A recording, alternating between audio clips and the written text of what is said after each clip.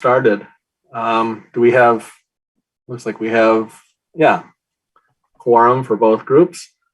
So I hereby call to order the Personnel and Finance Committee meeting jointly agenda, or meeting jointly.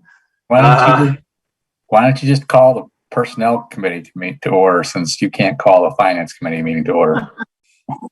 Fine, we'll do that. Personnel but Personnel Committee meeting is called to order. We'll call the Finance Committee meeting to order. Okay. Bill, do you have a role for finance? I do. We have the full Finance Committee present. Thank you. All personnel members are present.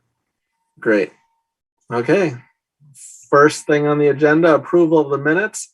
I'm going to move approval of the agenda, moving approval of the minutes with one minor little modification to the top line. That is just a change. There's two places where it says the meetings were called to order at 7 o'clock, and I believe the meeting started at 6.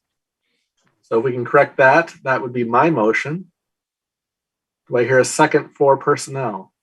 I'll make that second. Thank you. For finance, is there a motion? I'll move the minutes be approved with that same correction. Your second? Second that. Okay. Any discussion from personnel? Hearing none. I guess for personnel, all those in favor say aye. Aye. Aye. Any opposed? The ayes have it. For finance, all in favor? Aye. Aye. All opposed? Motion carries for finance as well. Okay. First up on miscellaneous 1, presentation and discussion, revised longevity transition and market adjustment plan. A little bit of context here, and then I'll hand it over to Brian for the presentation. As you know, the Personnel and Finance Committees expressed support for some personnel ordinance changes, including for consideration of longevity pay about a month and a half ago. We since met with employees in August, had 2 very long, very extensive meetings with the employees, and ran into considerable opposition and concern from our employees. One of the oft-stated arguments was that this is something we bought into when we got here, and we feel that there will be a huge loss financially for us if we were to leave the longevity pay program. So having considered the employees' input, as both Personnel and Finance Committee had wanted us to do, we've revised the proposal. And Brian, I'll hand it over to you to take the lead on. Hey, Mike, before we get started, Yes. are we negotiating with the employees? No, I don't believe we are. Okay, I just want to make sure everybody understands that moving forward, that they have an opinion, Right. but we are not negotiating with them. That's true. And the only unit that we will be negotiating with is the WPPA, whose contract expires at the end of this year. That's the Wisconsin Professional Police Association. The paramedics are under contract through the end of 22. And we already negotiated away from longevity pay for the paramedics. Go ahead, Brian. Okay. Let me bring up my slides, and I'll also chime in on that. That's a fantastic question, Mark. This is relevant to some input that we received from employees. They asked a reasonable question about grandfathering. It was something that originally in the design of the plan I didn't think was necessary or advisable, but with some looking at the details of how we could work around it and the advent of some of the things that came up with health insurance that Bill will talk about after me. There definitely were some tweaks that we could make to make the plan a little bit more flexible. In the end, at some point in the future, there will be no more longevity. And this plan moves us in that direction. And at some point in the future, it will totally be gone. So let me talk about this. This is a relatively text-heavy set of slides. And I'm going to try not to read every word, but I'll go through it in as much detail as you require me to understand it. So these are things we'll cover. We'll cover the longevity pay plan and the grandfathering proposal. We'll talk about an opt-out of the longevity pay plan option. We'll talk about the new market-based compensation plan. I'll take a look at some comparisons to the plan and then a potential timeline for the transition. Since this is really the only significant issue with the ordinance as presented previously, this is the only one that I've drafted any significant changes to. And in the packet, you will have seen my draft ordinance changes that would articulate how this transition would go about. So we appreciate the feedback from the employees, and we could make this decision in any way we wish as a city. My recommendation at this point is, after having an opportunity to take a look at different options that I may have not considered in as much depth as I could have previously, that this revised plan represents a significant opportunity to meet positive outcomes for each employee and the city, and deal with the issues of our pay system. We still have some significant pay equity issues and consistency issues. The movement to the market-based and eventually market and merit-based plan will deal with that. Longevity still doesn't prove effective to meet those needs, but there is an opportunity to grandfather it forward. The new system will be based on a COLA and a market rate positioning within the salary ranges to determine the annual increases.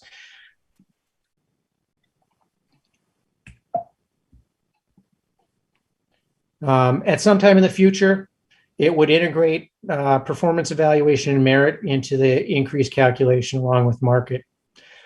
Employees grandfathered into the longevity pay program would be provided a one-time irrevocable choice this fall if they wish to opt out of longevity and into the new compensation system, or they may stay grandfathered with longevity. No one can receive the benefits of both the systems. So the new system will adjust market rate and potentially in the future merit. The old system will have a fixed increase based along the same longevity schedule that we've had. It's one or the other. And those that choose not to opt out of the longevity plan will remain with it and not have another opportunity to enter the merit plan. Future salary increases beginning with this January will be made on a COLA plus longevity or a COLA plus market calculation.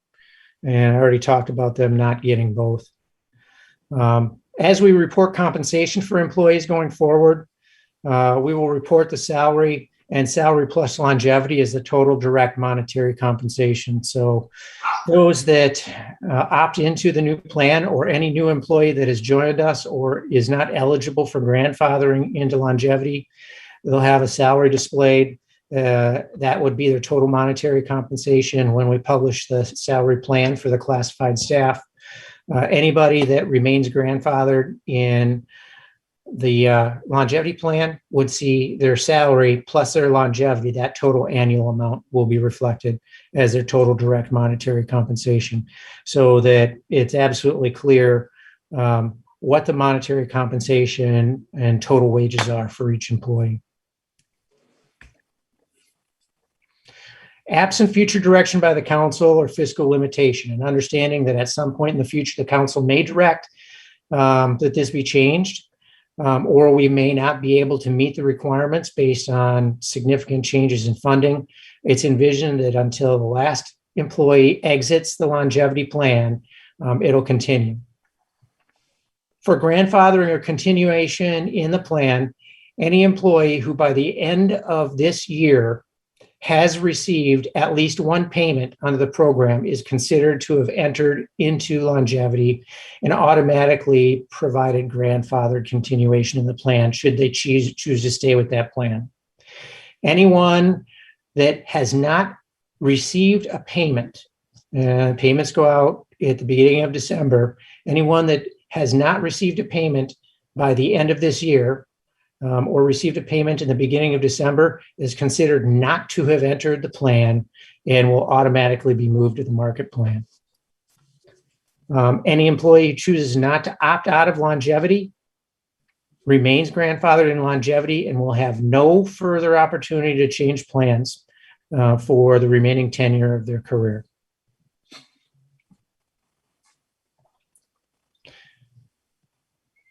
Longevity plan participants continue to receive their scheduled increase per the longevity schedule that is out there.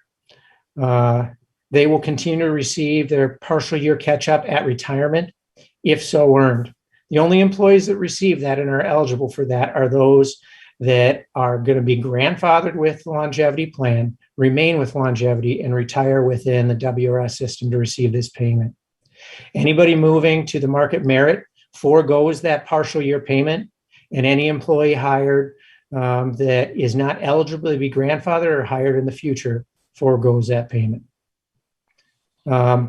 Pay will continue to be received as total direct monetary compensation, but it's split between two elements for those grandfathered: their biweekly salary and a lump sum annual longevity pay. The opt-out will be provided sometime near the beginning of October, with a final submission sometime near the middle of November. At that point, anyone that has opted out of longevity will enter the new market-based plan. All of those that choose not to opt out and have grandfather status will remain with longevity at that point. Any untimely submission or failure to submit for any reason for someone that is grandfathered means that they will be grandfathered in longevity and be unable to join the market-based plan at any point in the future.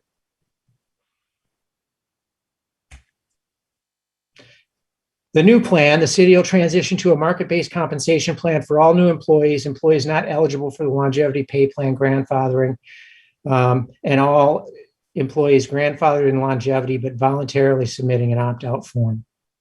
So absent future direction by the council or limitation, it's envisioned that this will continue until the last employee exits the plan through retirement or separation, or the city ceases to exist. With the approval of the council at some point in the future, the market-based plan will also integrate into its calculations integrated merit evaluations that come from the performance evaluations that are provided to employees every year as a component of the total calculation. Recording in progress. Upon entry of the marketplace plan, employees' current longevity, if they're earning any at this point, is frozen at the end of 2021 rate and integrated into the annual salary. That is then their total monetary compensation. The market-based plan is then used to derive an annual increase by applying the COLA rate plus a market rate modifier based on the employee's position in the salary grade range. The intent of this entire process is to address the inequities in our system, to provide a significant, predictable, manageable, and sustainable way to move employees from the bottom of the ranges where they often enter up towards the midpoint of the range. Market-based plan increases and those modifiers begin as larger additions over COLA for employees near the bottom of those ranges.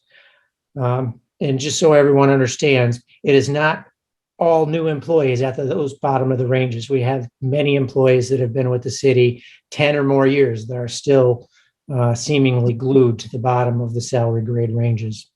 It will move them up through the range and that additional modifier over and above the COLA eventually decreases and phases out just above the midpoint. Upon entry into the market-based plan, employees are forever ineligible from future participation in the longevity plan.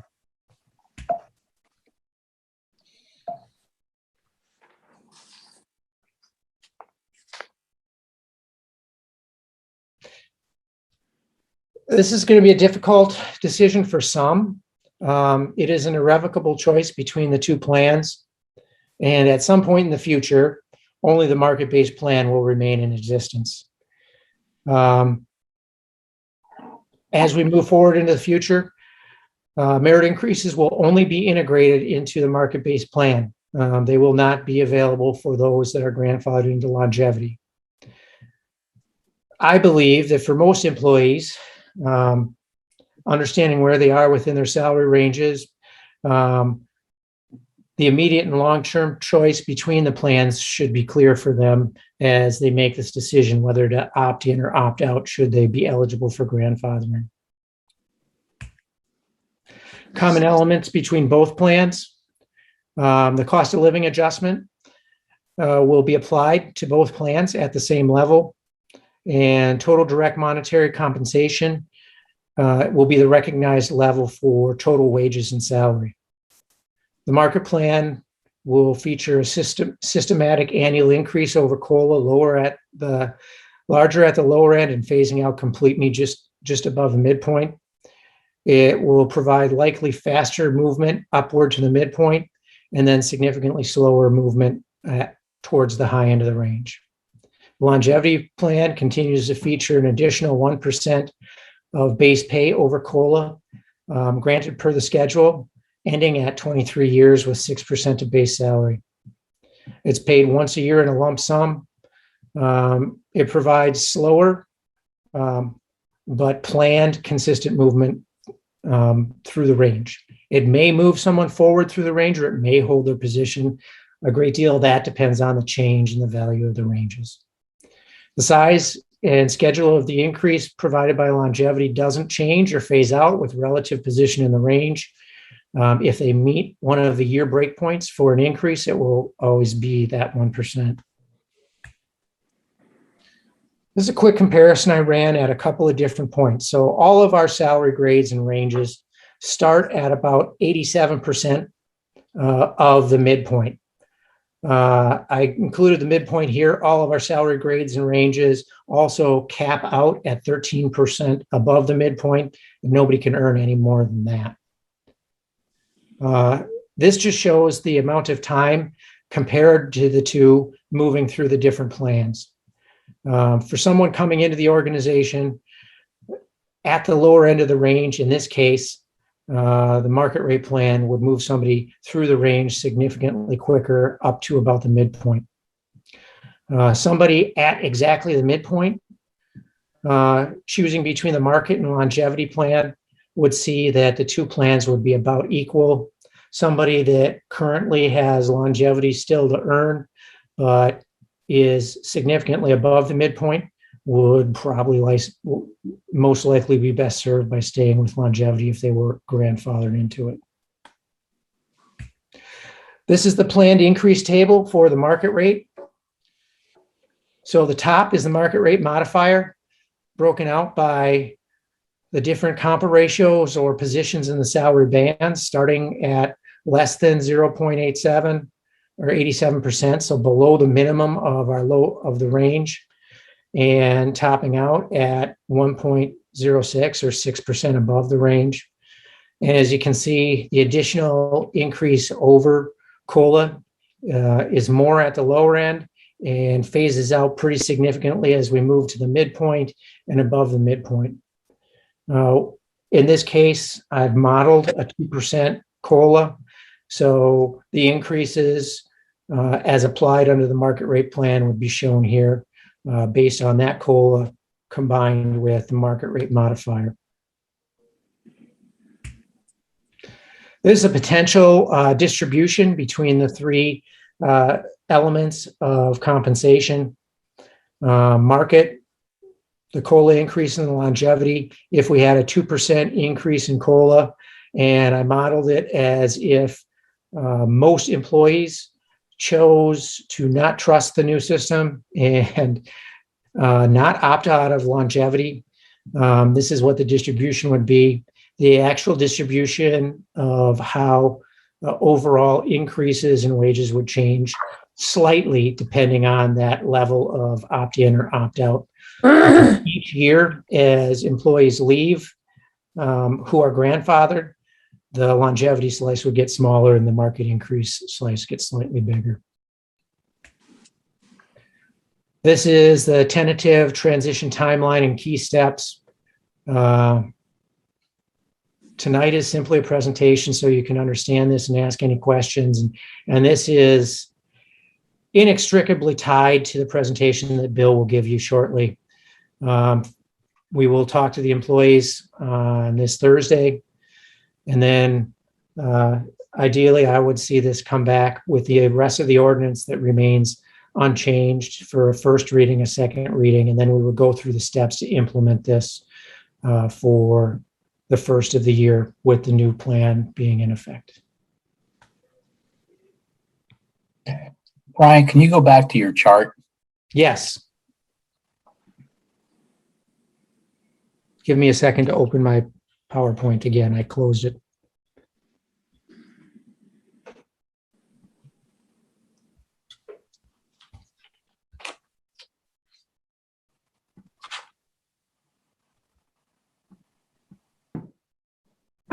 This chart? You're not sharing it. Oh, okay. Hold on.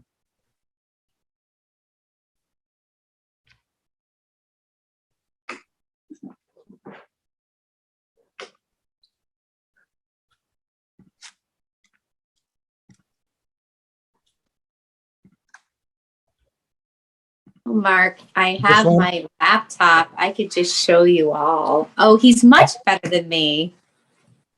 I'm so glad. So help me understand why we would give market rate adjustments for somebody who's at market rate.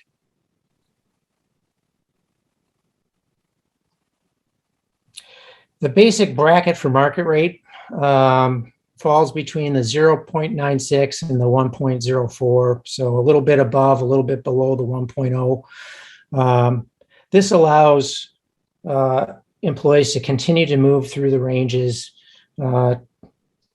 over a significant period of time. So we would continue to make these adjustments and we go forward.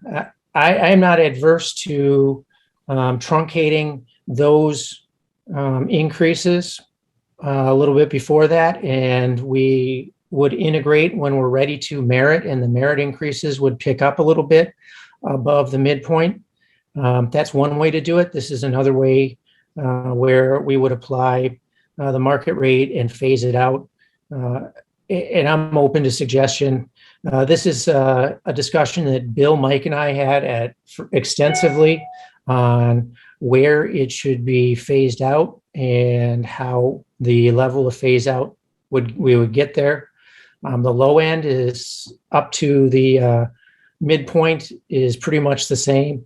We extended it out into bracket 6 just to ensure that employees didn't feel like they were totally being left behind. That's why. Okay. As obviously you guys have modeled this to determine how much it might cost under some scenarios. If you look at, say for the sake of argument that you're getting 100% adaptation on this plan, how do we stay within the budget constraints that we have, paying anywhere between 3 to 5% increases on people that are below midpoint? In other words, how do you stay at 2% COLA? You know, that the math just doesn't make sense to me. So where's the extra funding coming from?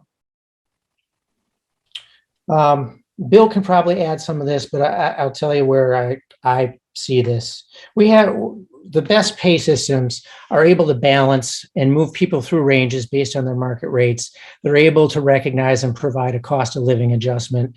They're able to recognize merit.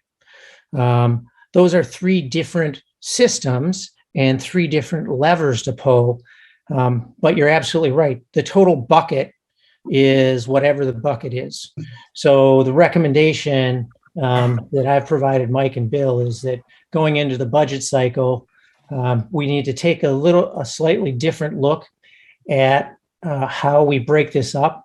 And we would bring to you a total dollar amount that would be within the budget that we could apply for increases. If that total dollar amount modeled exceeded it, then we balance the dials by adjusting the colon. We have a responsibility to establish an equitable pay system. That's where the market rate modifiers help, and they begin moving people through the ranges so they are not stuck at the bottom forever. We have no other way to do that right now. Actually, we do. We take these job descriptions to market periodically. We've just completed it. So it's not like, and we are going to market and seeing that people are somewhere close to where, right? For the last 5 years, we've been making market-based adjustments on different people. It may not be across the board, but we've been doing that. It's not across the board. And if it isn't systematic, it's not equitable. Well, I'll say that it was systematic, but it wasn't in the kind of system that Brian has created here, which makes it different. But to your point, Mark, we were doing the best we could to make it systematic at that time. I just think everybody needs to understand that especially employees, right? This is a zero-sum game for whatever the dollar amount is budgetarily acceptable. So what this basically says is that the people that are at the lower end are going to get more than the people at the higher end. That's what you're proposing, to get them up close to the midpoint or to market rate. Right. And so it seems a bit disingenuous to tell people that they're going to potentially get 5% if they're at 87% of their grade. I don't understand how you're getting the math, given the fact that we have, from a budget perspective, we have what, $250,000 for next year for everything. I'm trying to understand where the math comes from. We can try to help address that too, Mark. What Brian's proposing, what we've talked about, is that we need to have a pay system that uses all of these different tools. And the tool that's been lacking is a systematic way to move people from entrance to midpoint. We've had cost of living adjustment, we've had longevity. When funds have been available, we've had limited dollars for market, but we still have several employees that are not progressing through their ranges. We do the compensation study that looks at where the ranges are and make sure positions are on the right ranges, but it doesn't address the movement through the range. Brian, would you mind going to the slide with the pie chart on it? Yeah. So I think one way to look at this is if we determine what the percentage is that we have to work with, and I'm just using kind of round numbers here. Say we have 2.5% of wages in total.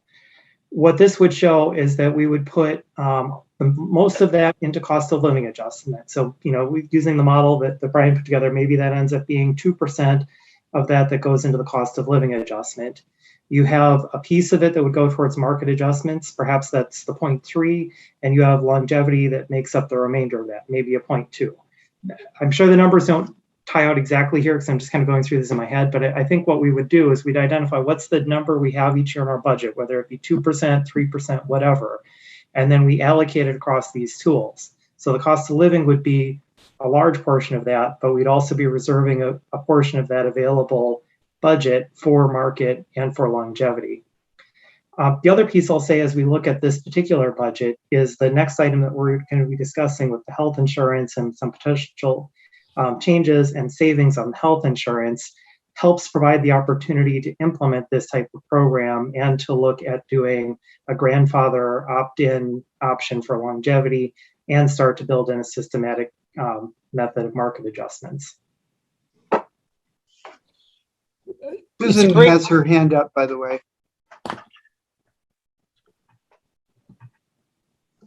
Yeah, I guess I am not a personnel expert at all. So could somebody please define what this market rate adjustment is and how it's determined? Absolutely. So we have salary grades.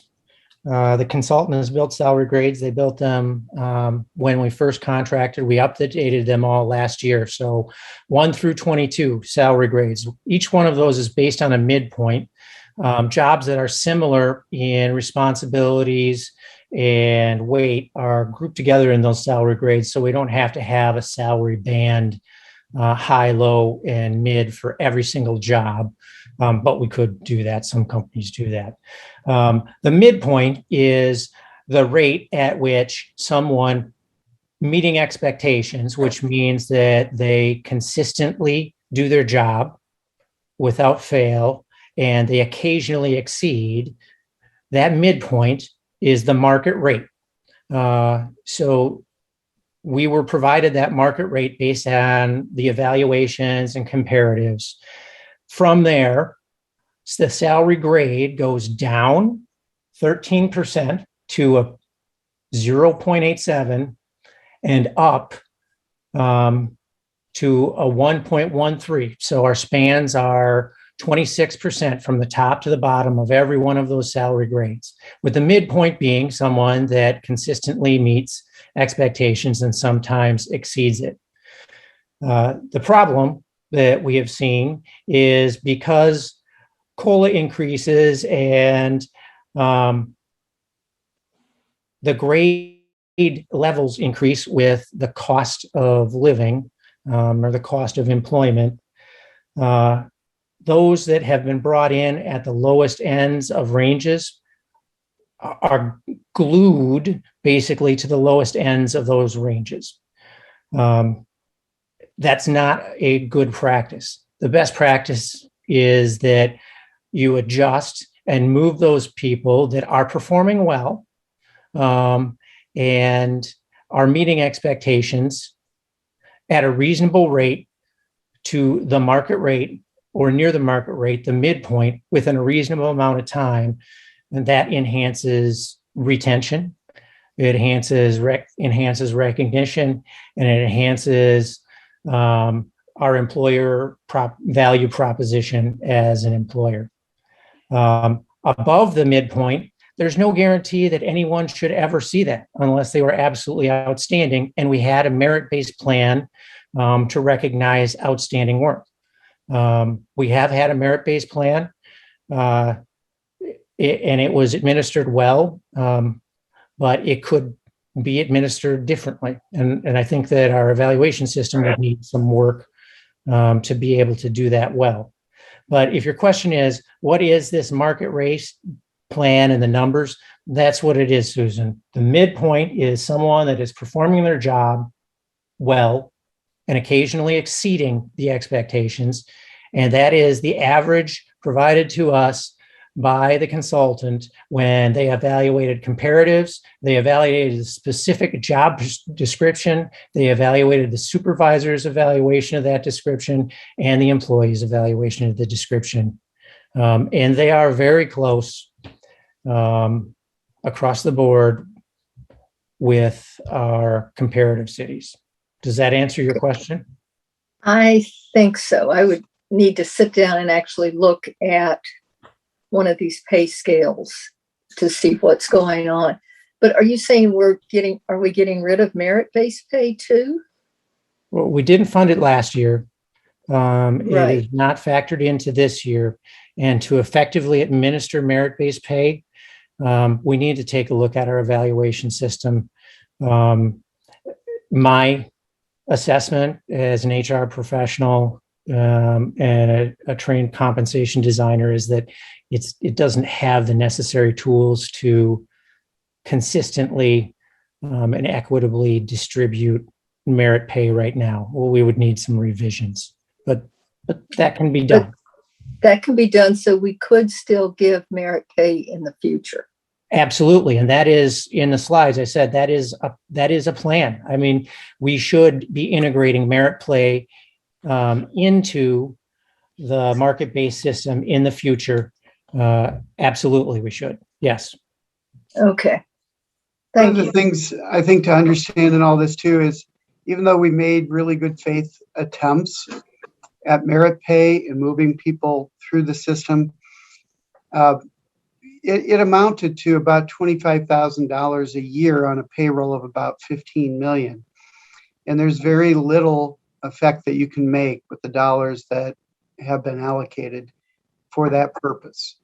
So what it means is that we'd have to make a greater investment. And there are a lot of reasons for doing that, along with all that Brian has said. And one of which is that we are now in much more of an employee driven market at this point, where we know across the market there's great competition to keep the very best employees. We've been fortunate. We've had really good employees. We continue to, and we've been able to compensate them enough. Certainly longevity pay has helped in that regard, but it doesn't help the folks in the bottom half of the pay plan. And ever since the Great Recession, we have struggled to allocate and budget sufficient funds every year to bring people up as rapidly as we should. And that is going to catch up with us if we don't make a major investment in doing so. So we're going to talk about the healthcare proposal, and there is potential of savings. Bill's already alluded to that. And my recommendation, strong recommendation to the council, is that you consider allocating a large amount of the savings on the health plan towards the equity adjustments in the pay plan. I was wondering if we could switch to the other presentation. I'd like to get that information out. I can try to do that pretty briefly, but that was meant to be a segue to you, Bill. Yep, thank you. Brian, if you can stop sharing, I'll share my screen. There we go. Thank you. Yes, I have a short presentation. This was put together, the basic form and information from our benefit consultants at USI, and we've added some additional information unique to our situation and our budget. And as part of our health insurance renewal each year, we, through USI, go to our current provider courts and get updates on rates. We also will often get information from other competing HMOs, being Dean, St. Mary's, and GHC. I wanted to provide you information on what we've received at this point. Again, this is just an informational presentation tonight. We are planning to discuss this with the employee meeting coming up later this week, and then bringing this back for additional discussion and any recommendations at a future meeting. So I'll touch on the current status of our health insurance plan, the budget, our goals, the renewal proposal we received, and potential next steps. City of Middleton has been with courts, previously Unity, for many years, since the city had left the state health plan. In general, we've received competitive rates. We've had generally manageable rate increases in single digits. And at this point, our employee group is familiar with and generally likes UW Health Network, available through courts.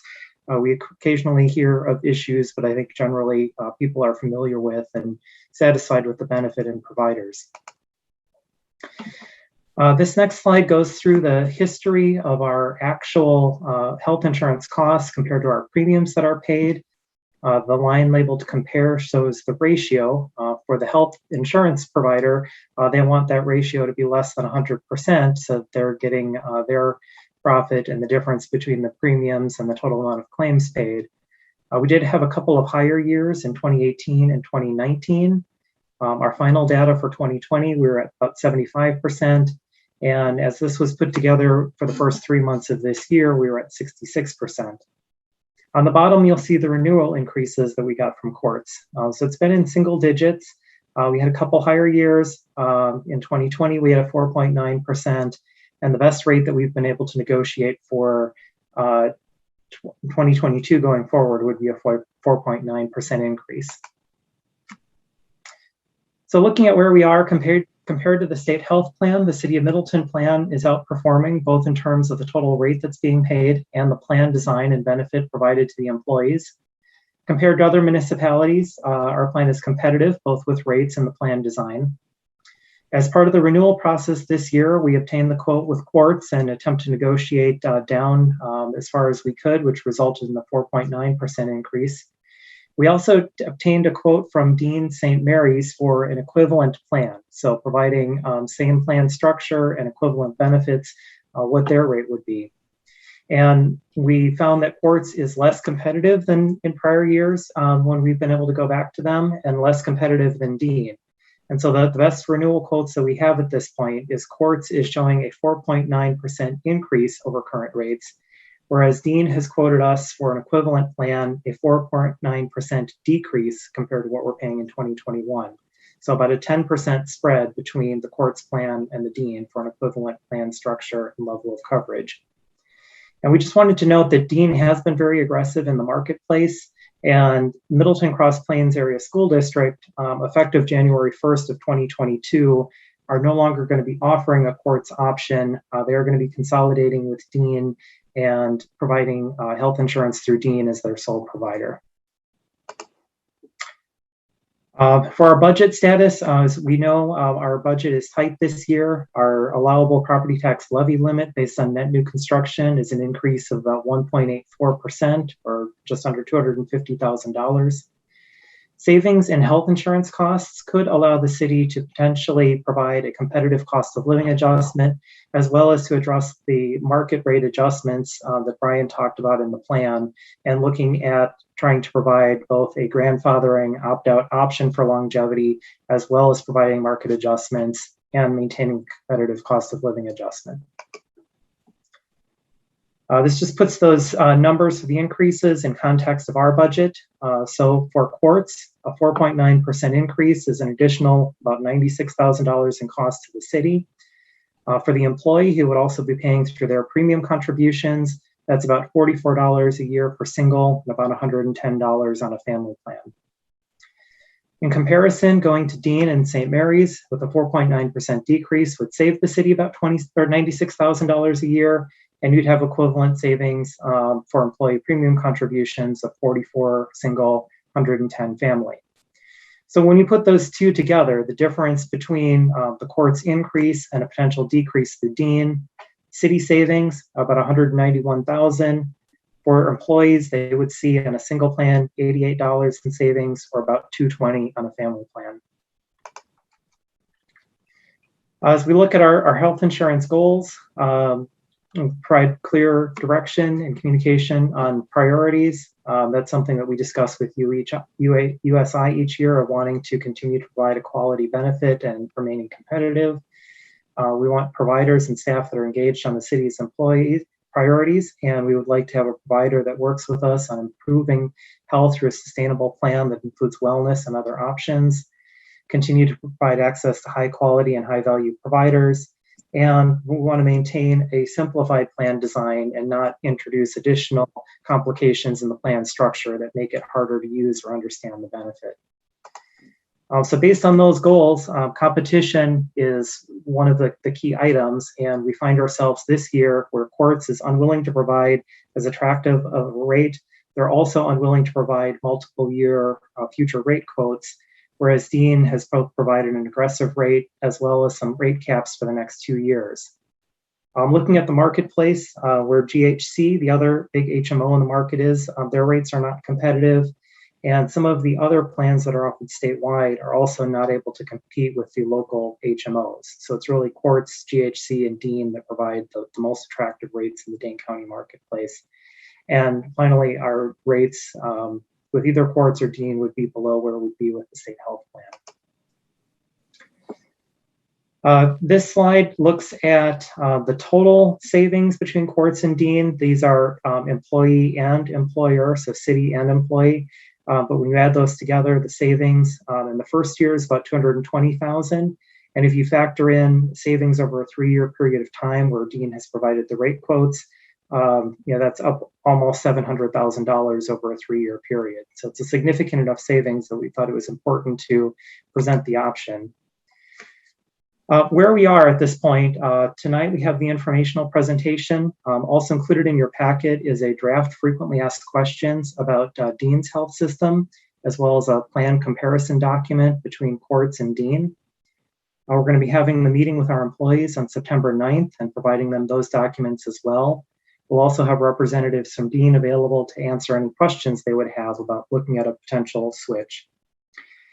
If we do continue to go down this road, if we want to, Dean would provide health transformation consultants, which are their specialists available to meet with employees one-on-one, and they have some dates set aside of September 10th and 16th for any employees that have specific either continuity of care issues if they're receiving care from a provider and want to talk about how that would transfer over, or have questions about the Dean benefit.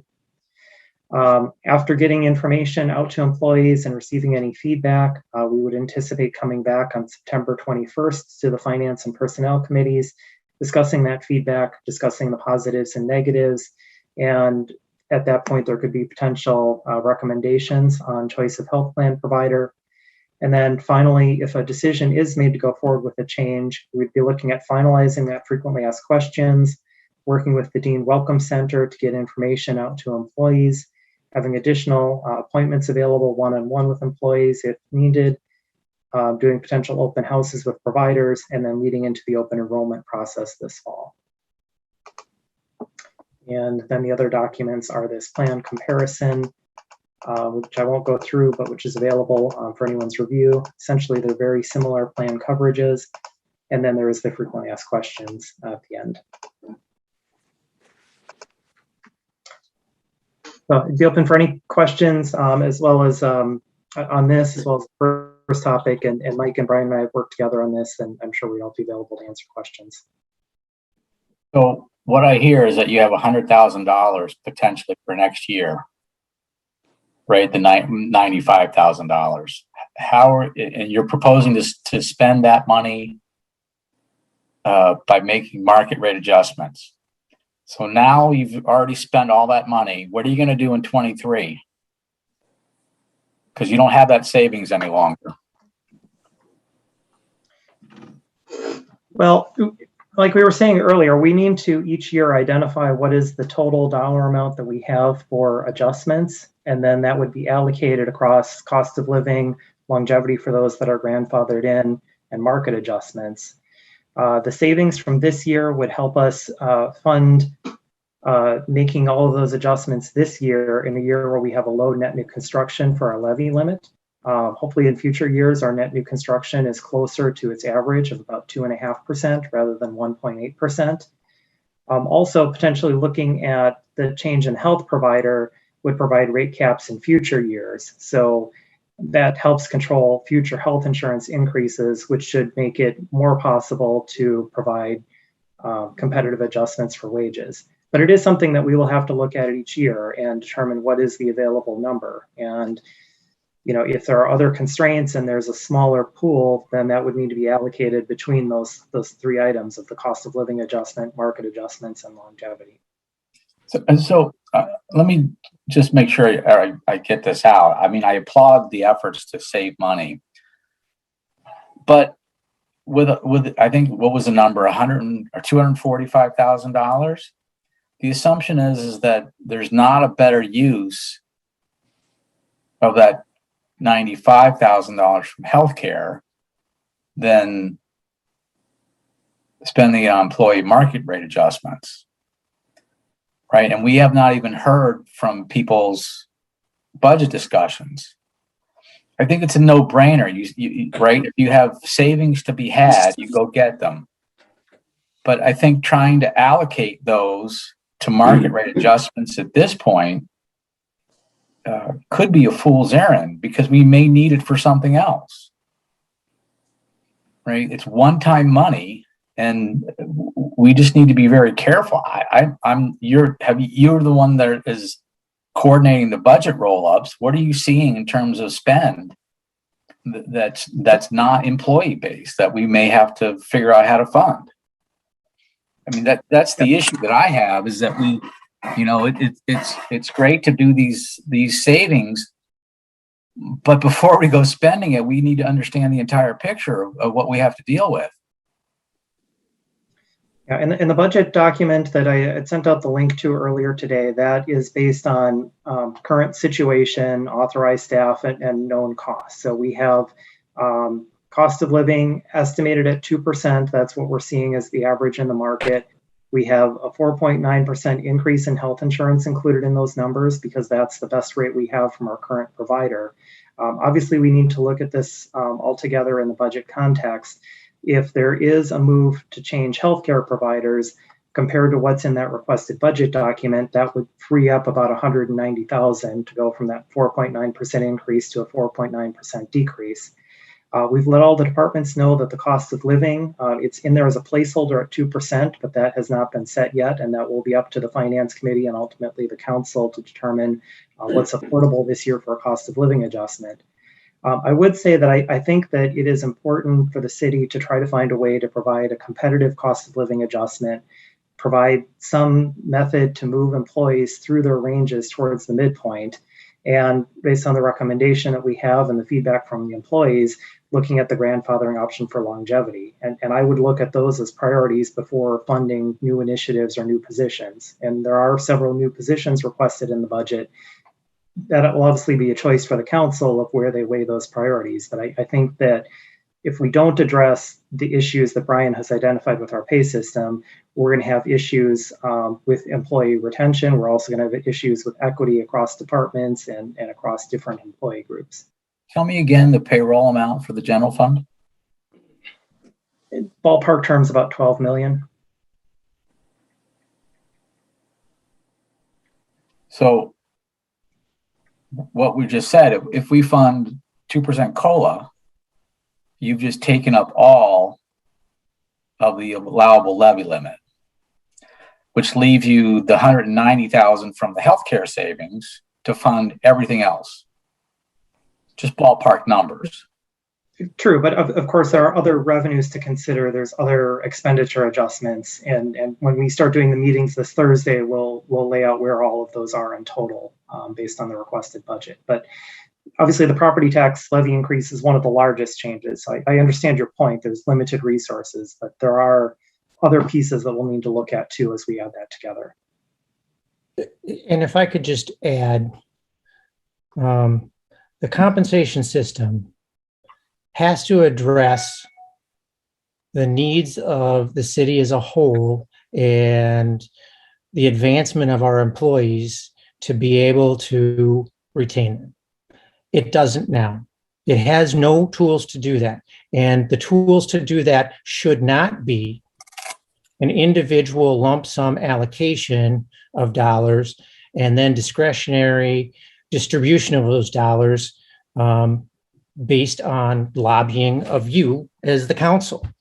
There should be a system that balances all of those funds to achieve a uniform end. That's what this system is designed to do. Everyone is locked on this idea of a 2% COLA. An adjustment of 0.1% of COLA makes a significant move to be able to allow us to adjust the rates that are being earned by those employees that are below their midpoints.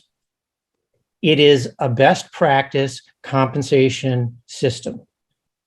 What we have now is not. Brian, I think everybody understands the need to get to some type of systematic review. I hope you understand that unless you have a printing press printing $100 bills in the basement of City Hall, that this becomes problematic. I do.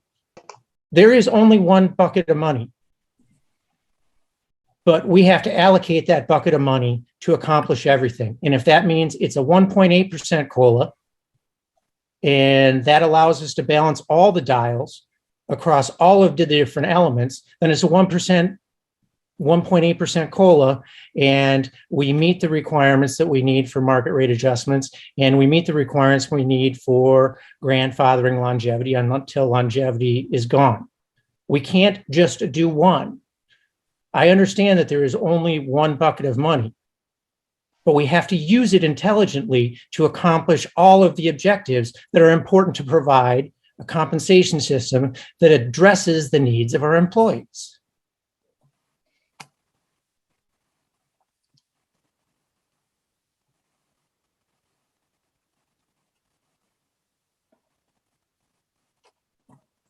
I see the mayor has his hand up too. Thank you, Robert. I have two questions for Bill. Bill, that if we do make a change to Dean, this is a long-term change. I mean, you can't just, people can't just be changing their doctors from year to year. And the question number two is that, let's say we have a saving of whatever the amount is, 190,000 or 200,000. Could we use part of it this year? And if we are using for a particular purpose, if there is still remaining, we could use it for, could we spread it over 2 years or whatever?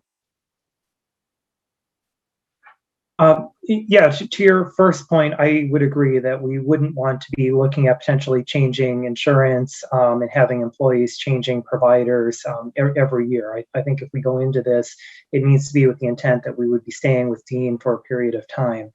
And as part of their proposal, they've also provided rate caps in the second and third year. I think we found with the school district that they've entered into a longer term agreement with Dean. So I agree with your point. And in prior years, we've had smaller differences between the health plans, and our recommendation has been stay with courts. It's not worth the disruption for a small amount of savings. Given the 10% savings that we're at this year and the seeming interest in Dean to remain competitive for a longer term, I think it makes sense to look at it, but I agree. If we make that change, we wouldn't want to be looking at changing back in the next year or two. It would need to be a longer term change. As far as your second point, if there are savings from this budget that are unused, they would go into fund balance, and fund balance can be applied in future years. So I think what you're describing is possible, that you could use savings from this year and carry that forward.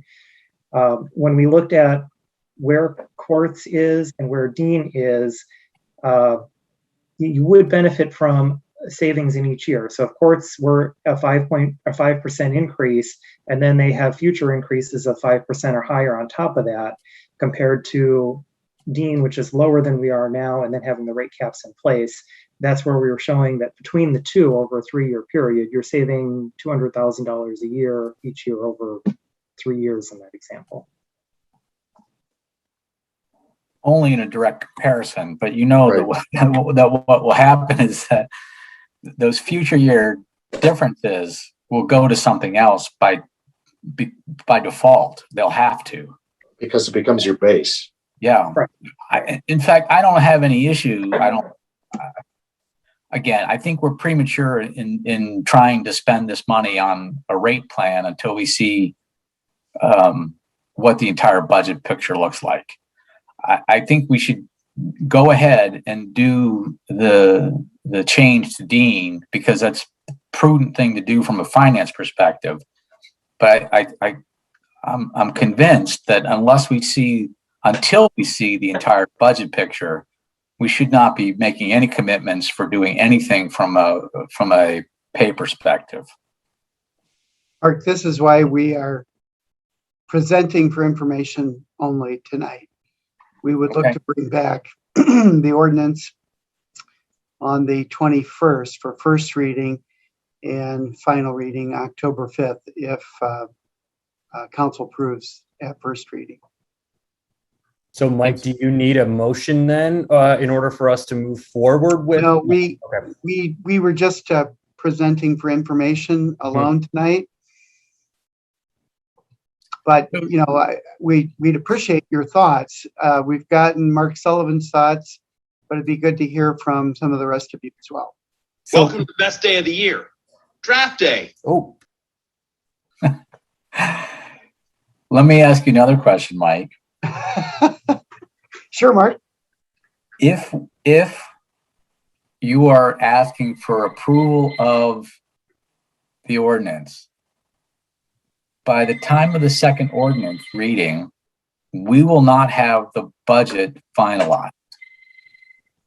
But you're asking us to lock in these issues prior to the budget being adopted. It seems to me that the timing is a little off.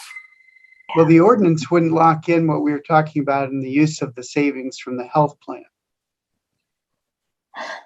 But there'd be an expectation of funding.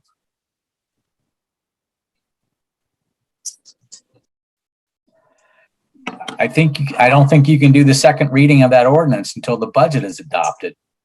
That's a good point. So that would mean perhaps not till November. Yeah. Yeah, if I can add in too, if there are going to be changes, if there is going to be this grandfather and opt-in provision, and certainly if we're looking at a change in healthcare provider, those decisions can't wait until the budget's adopted in mid-November. I think what there could be direction on potentially before that is we get to the first and second reading is the decision with the healthcare provider and a decision about the structure of the compensation system. And like Brian says, the council can identify what is the total pool of funds and how much of that is allocated to COLA, how much is for longevity grandfathered in, and how much is market adjustment. That may not be finalized until farther in the budget process. But we need to know what structure of a compensation system we're going forward with. Bill, I thought that the longevity piece was already a known quantity. You already have that baked in. So what we're really talking about is just and I'm assuming if there are changes, does that mean that if for example, I'm an employee and I want to go to the market rate system, does that mean I lose my longevity payment for 2021? No, the payments for 21 would be made for all employees as scheduled. What it would mean is that if you opt out of the longevity plan in the future, the current longevity amount that's paid this year would be rolled into your base pay for next year. You would not receive future longevity adjustments, but you would be eligible for market adjustments to move you to the midpoint. So theoretically, then, the only thing that I'm saving year to year from a city perspective is the COLA on the longevity. And those future longevity percentage increases for those that would opt out. Right. And the longevity that is released by those that retire or leave. By the way, we have both Luke and Emily with their hands up. Yeah, thanks, And, Mike. and Katie as well. So why don't we start with Katie? And again, be aware that we're cutting into the next meeting time. So please be brief with your comments. Thanks. I just wanted to have you check with Dean. I noticed that, and no offense to you guys are way smarter than I am, but all of the guys talking about whether or not to change healthcare plans or men. And I want you to check and see what things are not available through SSM, Dean, in women in reproductive years and cancer research. Thank you. Thank you. Excellent points. I think the next one up was Luke, who put his hand down. Luke, did you want to say something? Oh, I would just, yeah, to the earlier point, and I think I do agree with Mark. I think what we should do is we should recommend that the health insurance change, that continue to move, but then hold off on the discussions or allocation of those savings until we've gone through the budgetary process. I will say, as someone who has gone through the disruption of having health insurance changed year over year and having to decide who's in network, who's out of network, can be incredibly frustrating. And so I just want to say that, you know, we empathize with the folks that are as we contemplate the movement from courts to dean. Thank you. Emily, you're up next. Thanks. The other elder said it eloquently. So just reiterating what Katie said, and then adding in that I was a kid that my dad's health insurance changed every year, and it's hard. But I do like that the dean proposal is locking in the next 2 years, so at least that's giving families some peace of mind. When you're trying to make sure you're getting all the kids in order for school next year and everything, you don't want to be swapping doctors. In saying that, I like that they're locking in for 2 years. In addition, I understand on the other topic that what Mark is saying, you know, in essence, don't go spending it before we even have it. However, I really wanted to take this time. I'm glad the guys came back to talk to us because I felt the need that we needed more communication. That's what I was asking for from the start. I'm glad that they went to the city staff and explained it and listened, and then they're trying again, and that they're going again. And I want to say thank you for that. I know these are not easy, but I do support moving forward. Great, thank you. Susan, you're up next. Yeah, I have a concern on moving to dean. And this is a big picture concern. I'm assuming they're also trying to get other entities, governments, school districts to switch from courts to dean. I am concerned that does dean have the facilities and staff to handle a huge increase of people coming in and provide adequate service? I mean, we've got, 200 people here, the school district.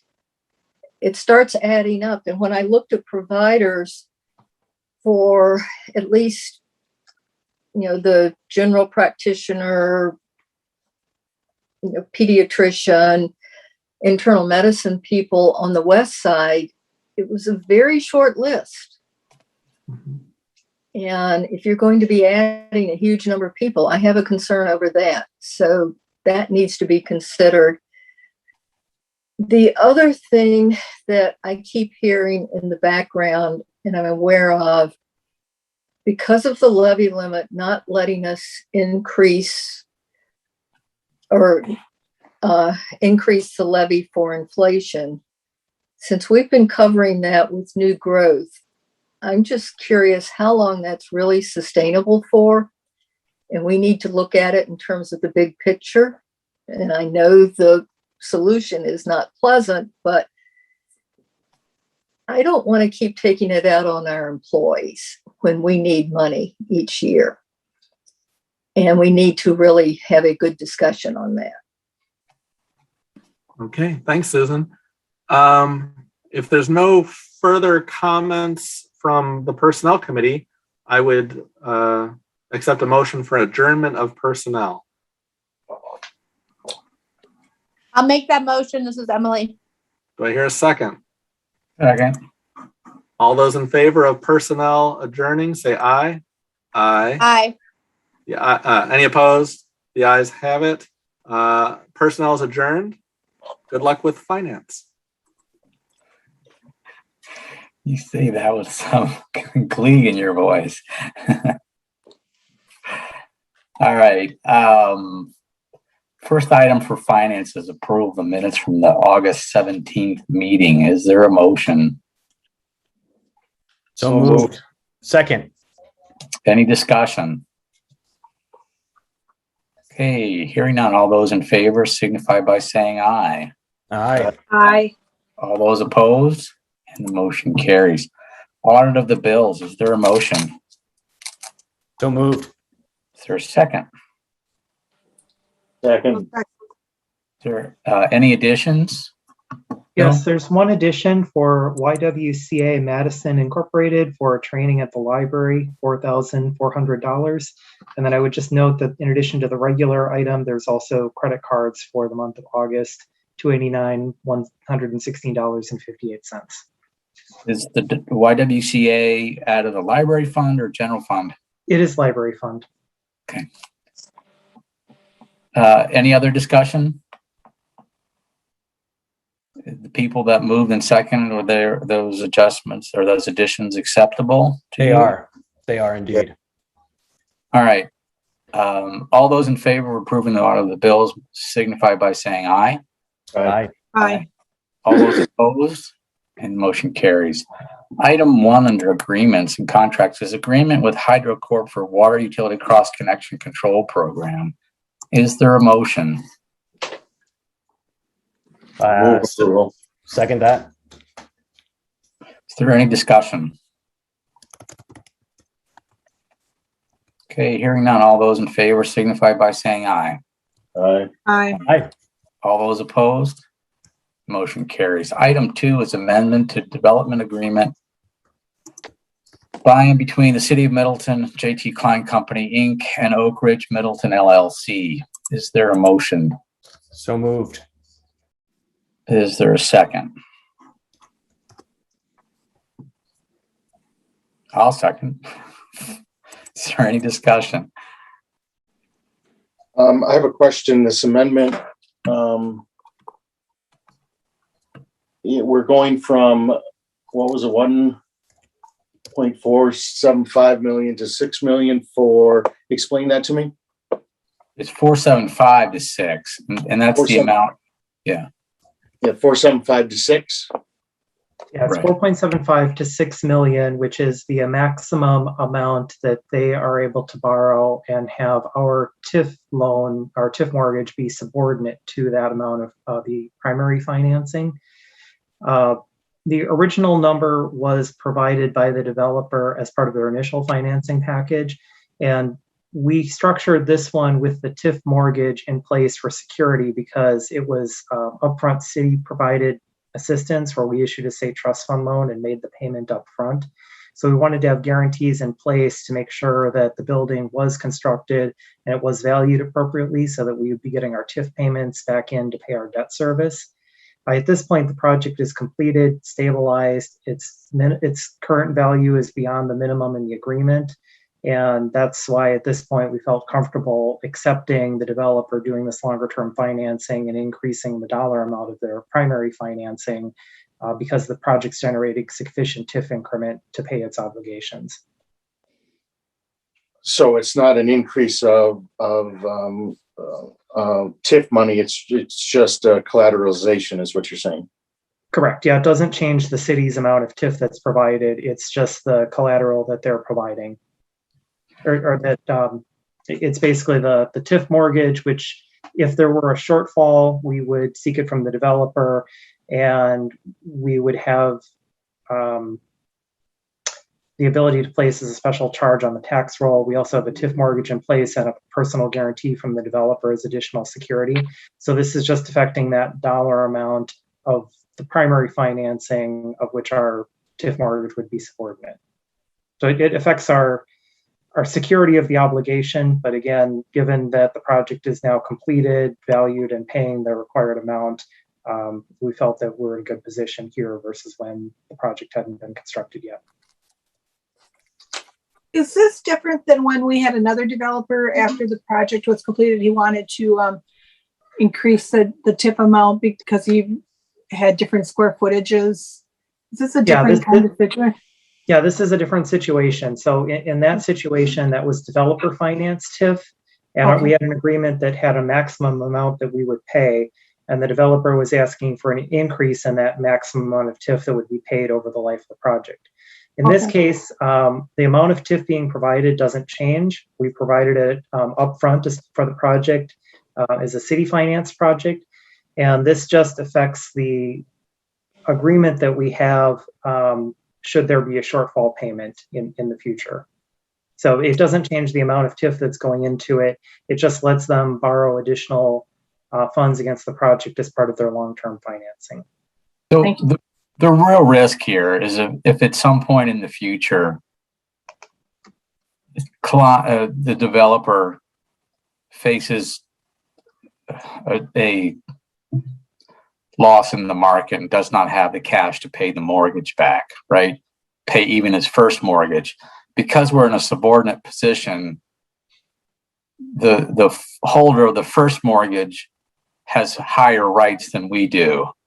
But what Bill is saying is that we would also have fees that we could attach to the property, and there's also a personal guarantee from the developer, so that helps offset that risk. Is that about right? That's correct. And this would not come into play unless something happened and the value of the property dropped below its minimum assessment, and then we were trying to pursue collection. So, we have the value of the property. We have an annual amount that goes on the tax bill.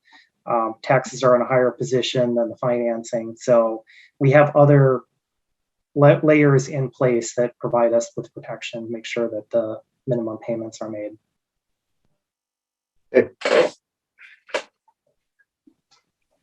Any other questions, comments, concerns? All right, hearing none, all those in favor signify by saying aye. Aye. Aye. All those opposed? Motion carries. Item 3 is change order number 1 to the agreement with T2 for the North Mendota Trail project. Is there a motion? Move approval. Second. Okay, any discussion? How I don't know if Mark is on the call here. How definitive is this new target deadline? Are they going to meet that? I've had lots of people asking why things seem to be stalled. Alder Sullivan, I am here. I'm happy to answer that. So we have waited several months for MG&E to complete the relocation of the high pressure gas main. That was we needed to relocate that because the current location was beneath where the footings were going to be for the new bridge.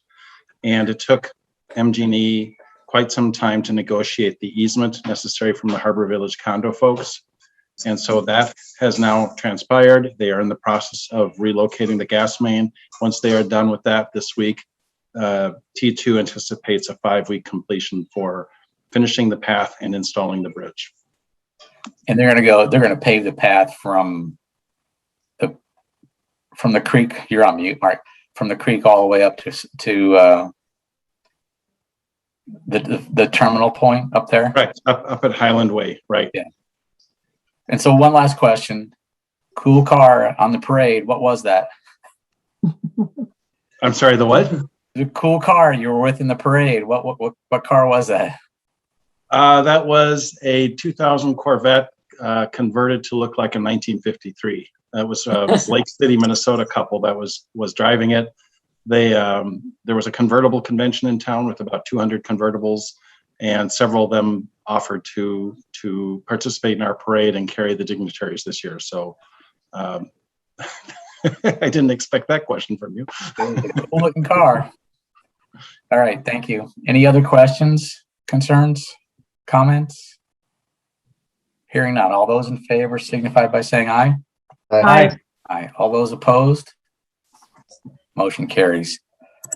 Item 1 under bids and quotes is authorization to purchase electronic pay stations for the dog parks. Is there a motion?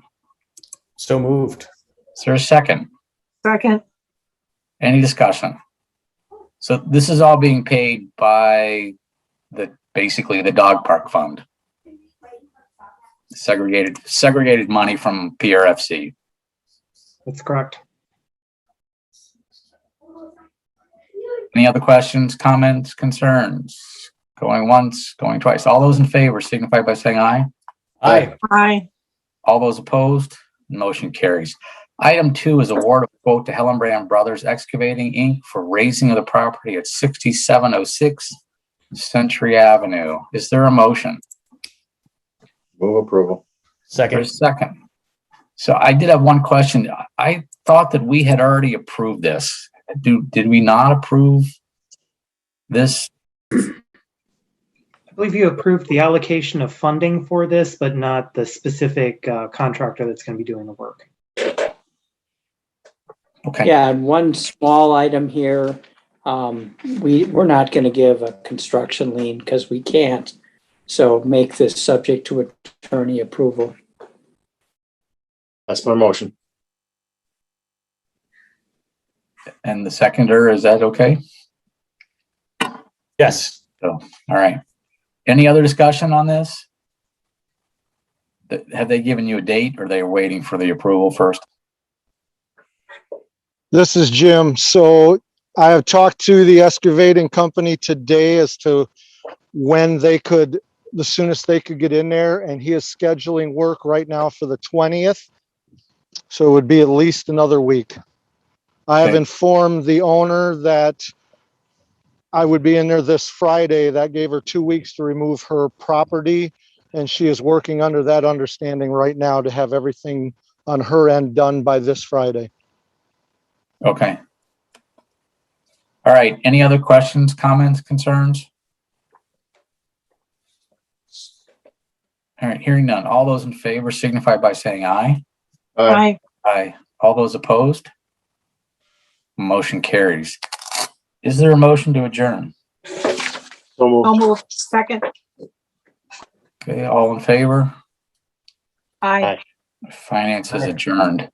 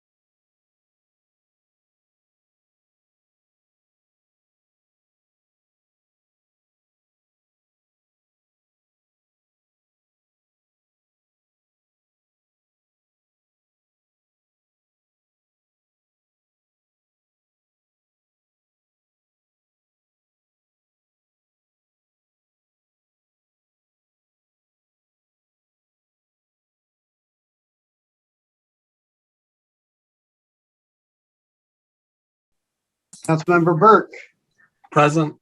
Nelson, Here. Kuhn, Councilmember Kuhn, Bussard, Present.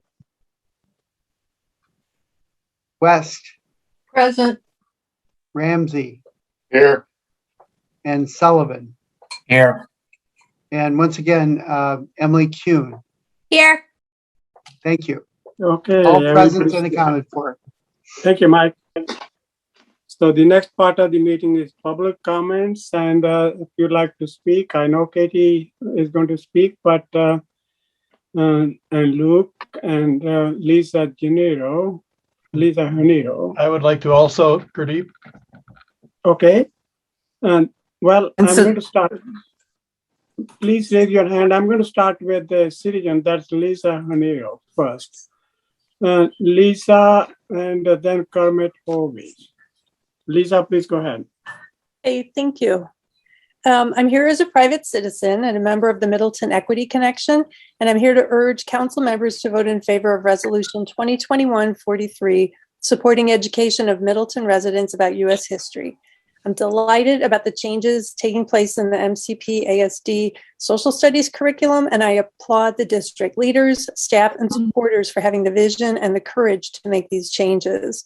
We live in an increasingly multiracial society, and for our young people to thrive in a global community, they need to learn about each other, about our shared history, and about the different experiences people have and continue to have as Americans. Talking about race isn't racist. On the contrary, it's racist to pretend that all Americans, regardless of skin color, have had the same opportunities and advantages in life, because that simply isn't the case.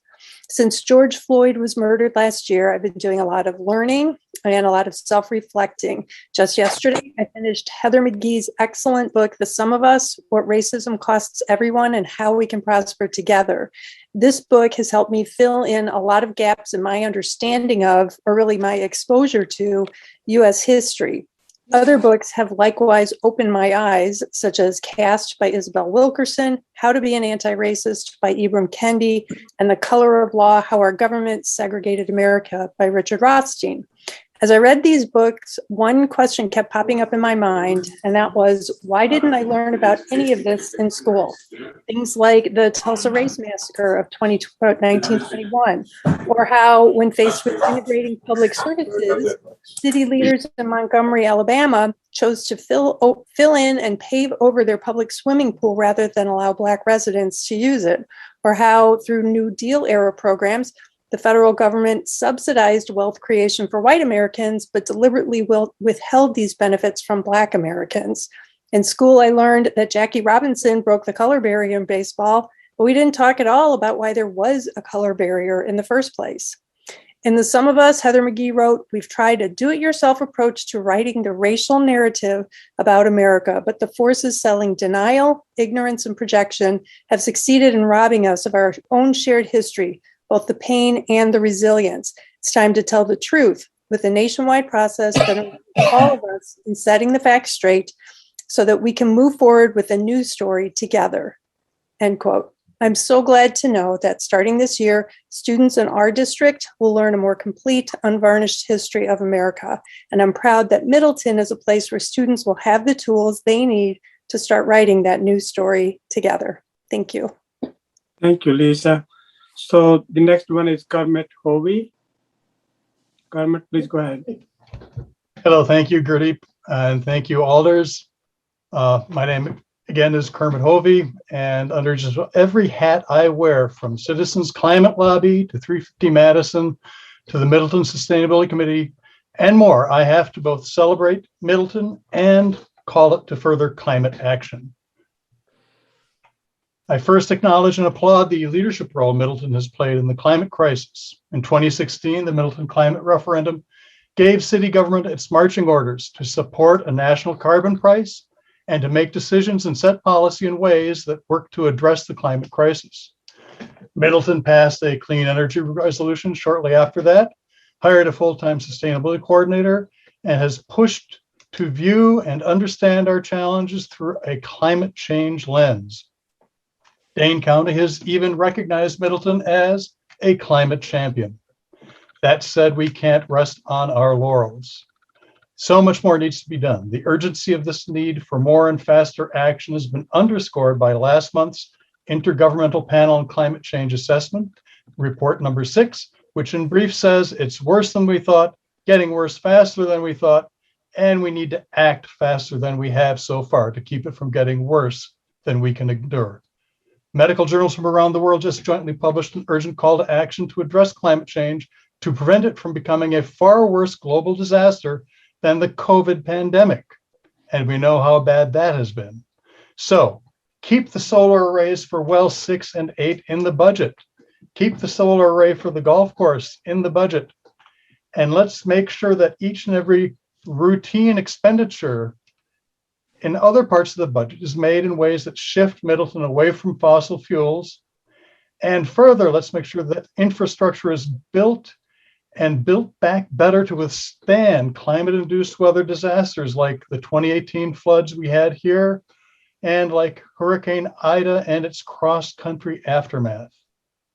Additionally, because climate justice is racial justice, and we can't have racial justice if we don't understand the painful American history of racial injustice. Do approve the resolution that Lisa just spoke eloquently about that calls our community to truly educate Middleton residents about American history. We have more to do. We can do it. We can do it if we work together. Thank you. Thank you, Kermit. So next one is Kevin. Please identify yourself. You have 3 minutes. Thank you. Okay, I'm Kevin Spittler. I've lived in Middleton for 14 years. The first time I participated in a Common Council meeting. I would like to echo some of Kermit's thoughts. The 2021 Intergovernmental Panel on Climate Change report released a couple of weeks ago makes clear that the global community must act soon to limit current and projected climate changes that are creating much worldwide havoc. This month, top medical publications such as The Lancet, the New England Journal of Medicine, and the British Medical Journal are warning that climate change is the greatest current threat to public health. More than 200 medical journals are warning in an unprecedented journal editorial that rapidly warming climate is the greatest threat to global public health, and they are urging world leaders to cut heat-trapping emissions to avoid catastrophic harm to health that will be impossible to reverse. The editorial says that the world can't wait for COVID-19 pandemic to pass before addressing climate change, that no temperature rise is safe. As a side note, in the past 20 years, heat-related mortality among people over 65 years of age have increased by more than 50%. Public health systems are already under strain from record-breaking heat waves, flash flooding, obviously the pandemic, but also wildfire, smoke, and numerous disasters such as hurricanes and fires, which can also lead to mental health problems and instability as residents are displaced. Middleton is generally a progressive community with respect to environmental considerations. As such, I support the capital budget requests to add solar arrays at Pleasant View Golf Course and wells 6 and 8. However, let's start to take a holistic approach to climate change and become an example to other communities. A better example, perhaps. We're already a pretty good example, but to the extent possible, let's not only make appropriate choices for the city, let's require or strongly encourage the inclusion of climate conscious decisions by current residents and developers, perhaps including them as conditions for TIF funding or city approval. This should include, but not be limited to, the purchase of new equipment that eliminates or minimizes the use of fossil fuels, promotion of a convenient electric vehicle infrastructure, plus incentives to developers, businesses, and residents to make more rapid transitions to climate-friendly future as soon as possible. Specifically, let's use a good chunk of the ARPA money that Middleton receives to address some of these concerns and the future of the community. In short, as a community, we need to accelerate and expand the measures needed to mitigate the worst scenarios that seem to be our current fate if not more is done. Let's be a leader for climate action in Dane County, Wisconsin, and the rest of the country. Thank you. Thank you, Kevin. I appreciate it.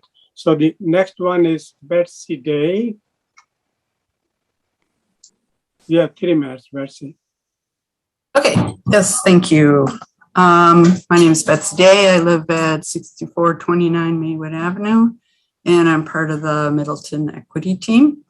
And I support the introduction of Resolution 2021-43 by Alders West and Bouchard, and encourage the Common Council to show its support by voting in favor of the resolution supporting education of Middleton residents about U.S. history tonight, following a minor revision.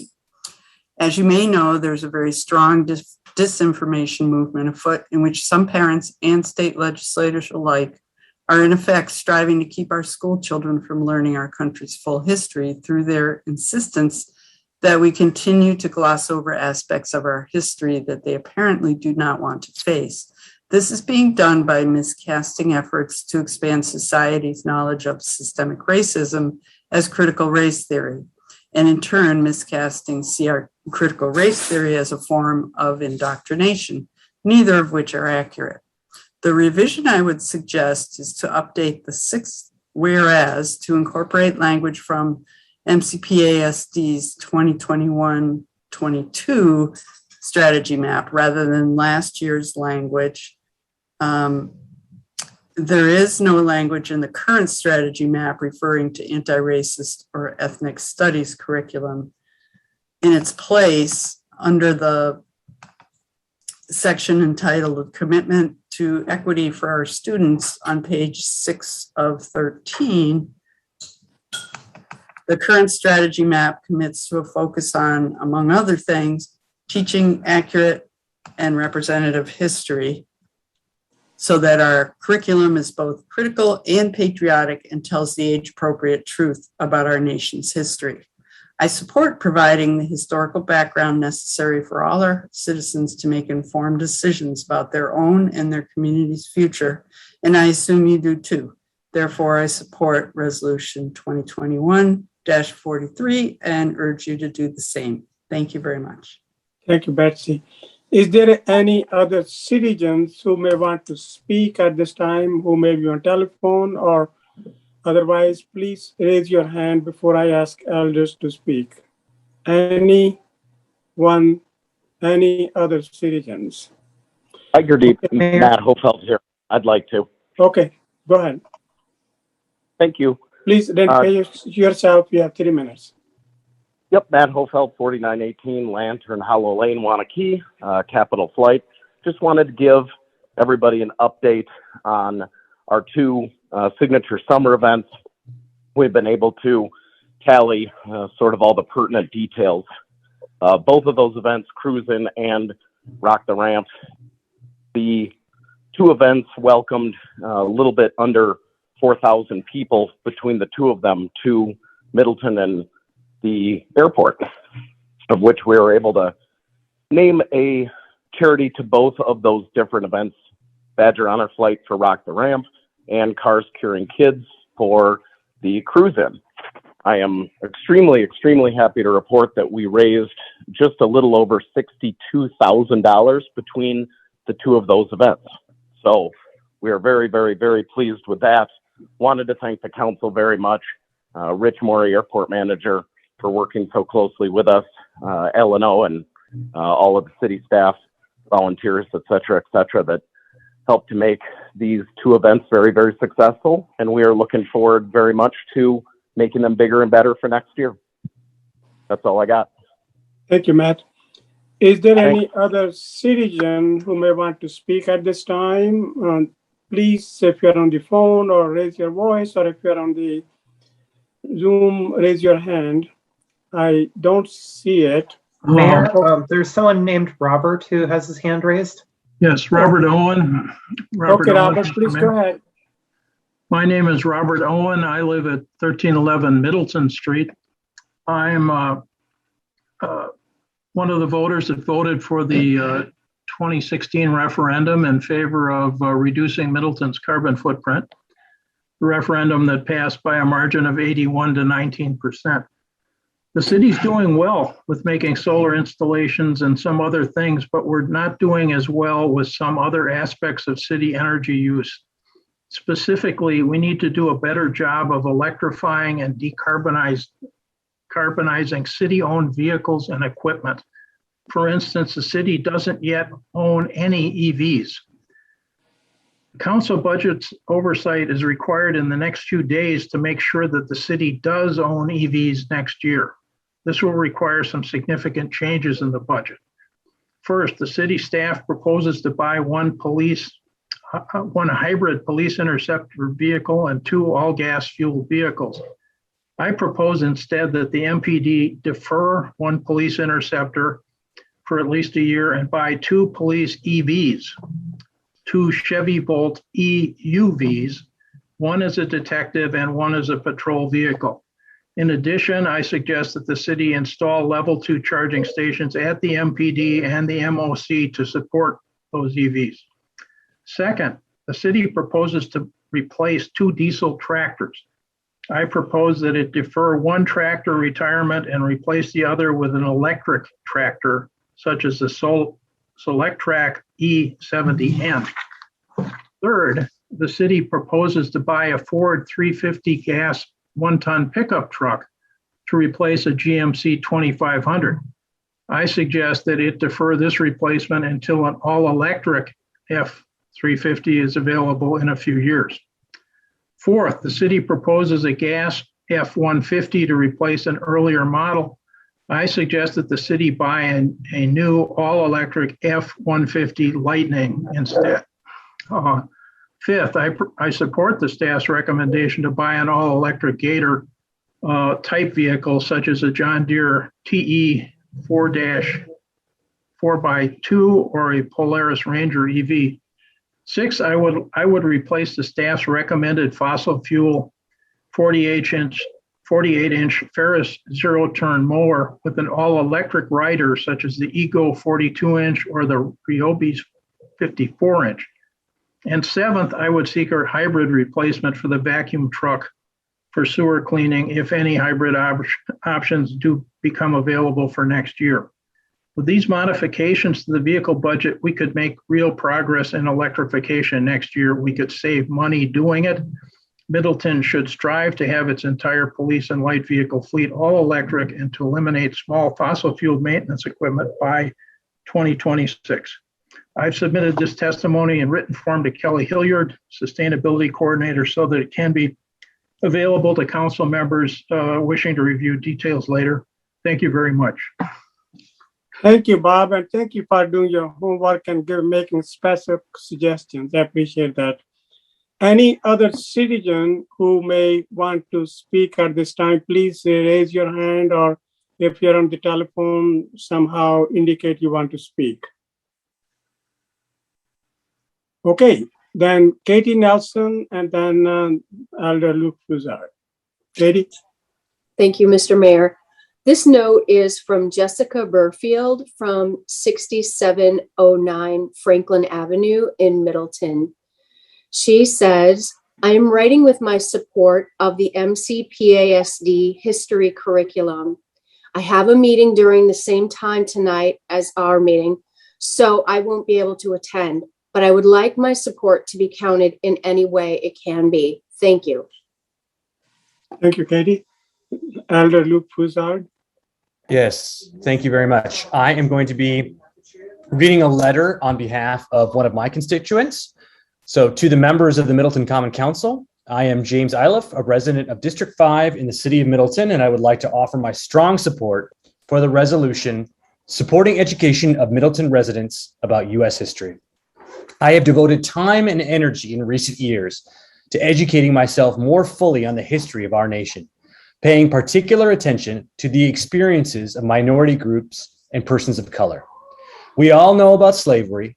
We all know about the gradual removal and dispossession of Native Americans, but many of us know little of the day-to-day experiences of these groups and the systemic ways they have been excluded from housing, education, better employment, and full participation in society. 2 months ago, we observed the 100th anniversary of the Tulsa Race Massacre. I never learned about that event until recently.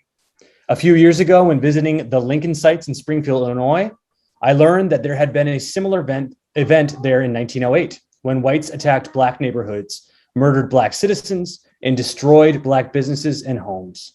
These were not isolated incidents. Many other communities across the country have experienced similar events as well. Until recently, I did not know that persons of color had been excluded from certain kinds of public housing. I did not know that the distribution of benefits from the GI Bill went almost entirely to white veterans and excluded almost every person of color. I did not know that certain communities and housing developments around the country specifically excluded persons of color, and I did not know that subdivisions in Middleton were included on this list. This only begins to touch on the ways that persons of color have been denied access to services and institutions that most of us take for granted. In addition, of course, people of courage and conviction of all races live together equitably and peaceably, striving to dismantle structures of racism and exclusion. African Americans have had the strength and resilience to survive and thrive despite the awful weight of slavery and its legacy. These stories need to be lifted up as well. It is time for all of us to take full stock of the history of our nation, including the not so pleasant parts. I commend the Middleton Cross Plains Area School District for working to develop a curriculum that can address these gaps. I also commend you, our Common Council, for offering your support for this long needed effort. I urge you to vote in favor of the resolution. Thank you. Thank you, Luke. Is there anyone else who may want to speak at this time? Is there anyone else who may want to speak at this time? Okay, I'm going to close that part of the meeting and we're going to go to item number 1 under the presentation. That's only the presentation only. And this is the revised longevity transition and market adjustment plan. And that's going to be Brian or Bill? Brian? It is, Brian. Go ahead. I would like to make a note before Brian starts. I note that all of the council members were in attendance at the Personnel and Finance Committee meeting at which we provided the presentation. I don't know how many members of the public are on this call to see that presentation. If there would be some way that they could register, that they wanted to see that presentation, that'd be helpful. Otherwise, it might be better for the council to discuss the presentation further. There were some comments at the Personnel and Finance Committee meetings, but I think this would be a forum then for further discussion or questions that you have of Brian, Bill, or me. So, Mike, how about there may be some staff, or how do we do this? I could ask the participants to raise their hands if they want to listen to the presentation, or could he make it brief? Highlights of it. I would say, Brian, how about if you go with the highlights of it and then we can have a discussion? Absolutely. I can do that. Lori, can you let me share my screen?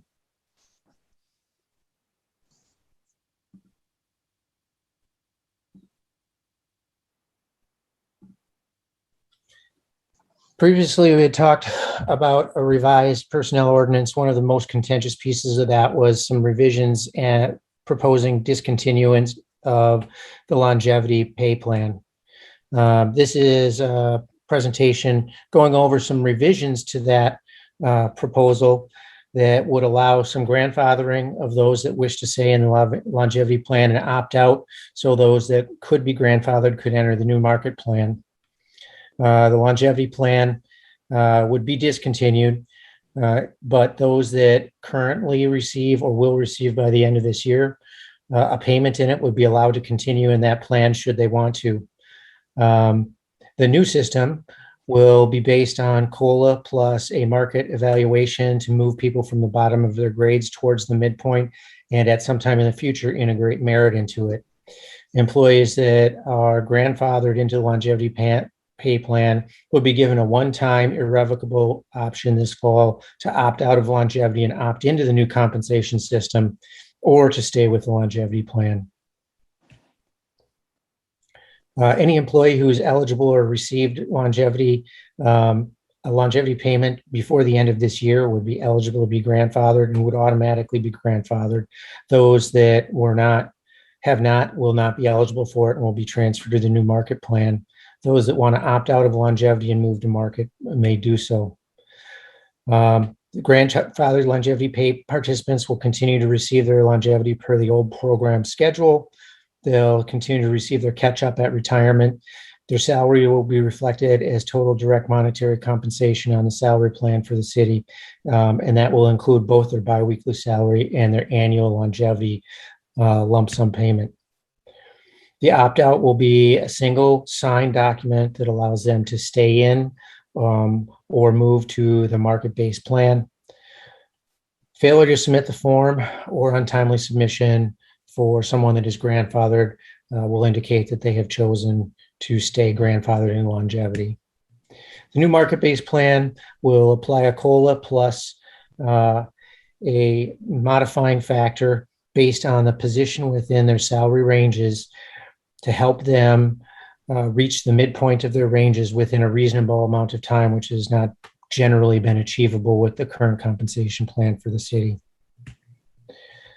Their current longevity upon entering the market-based plan, if any, would be frozen and integrated into their annual salary, and that modifier would be added in the future.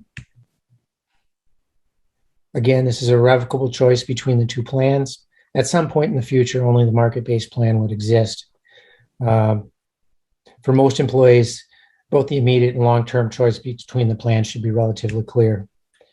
COLA would be applied to both plans. The COLA is a balancing factor between the two plans. Total direct monetary compensation is the recognized salary level, either for just the salary under the market and merit-based plan or for the longevity plan.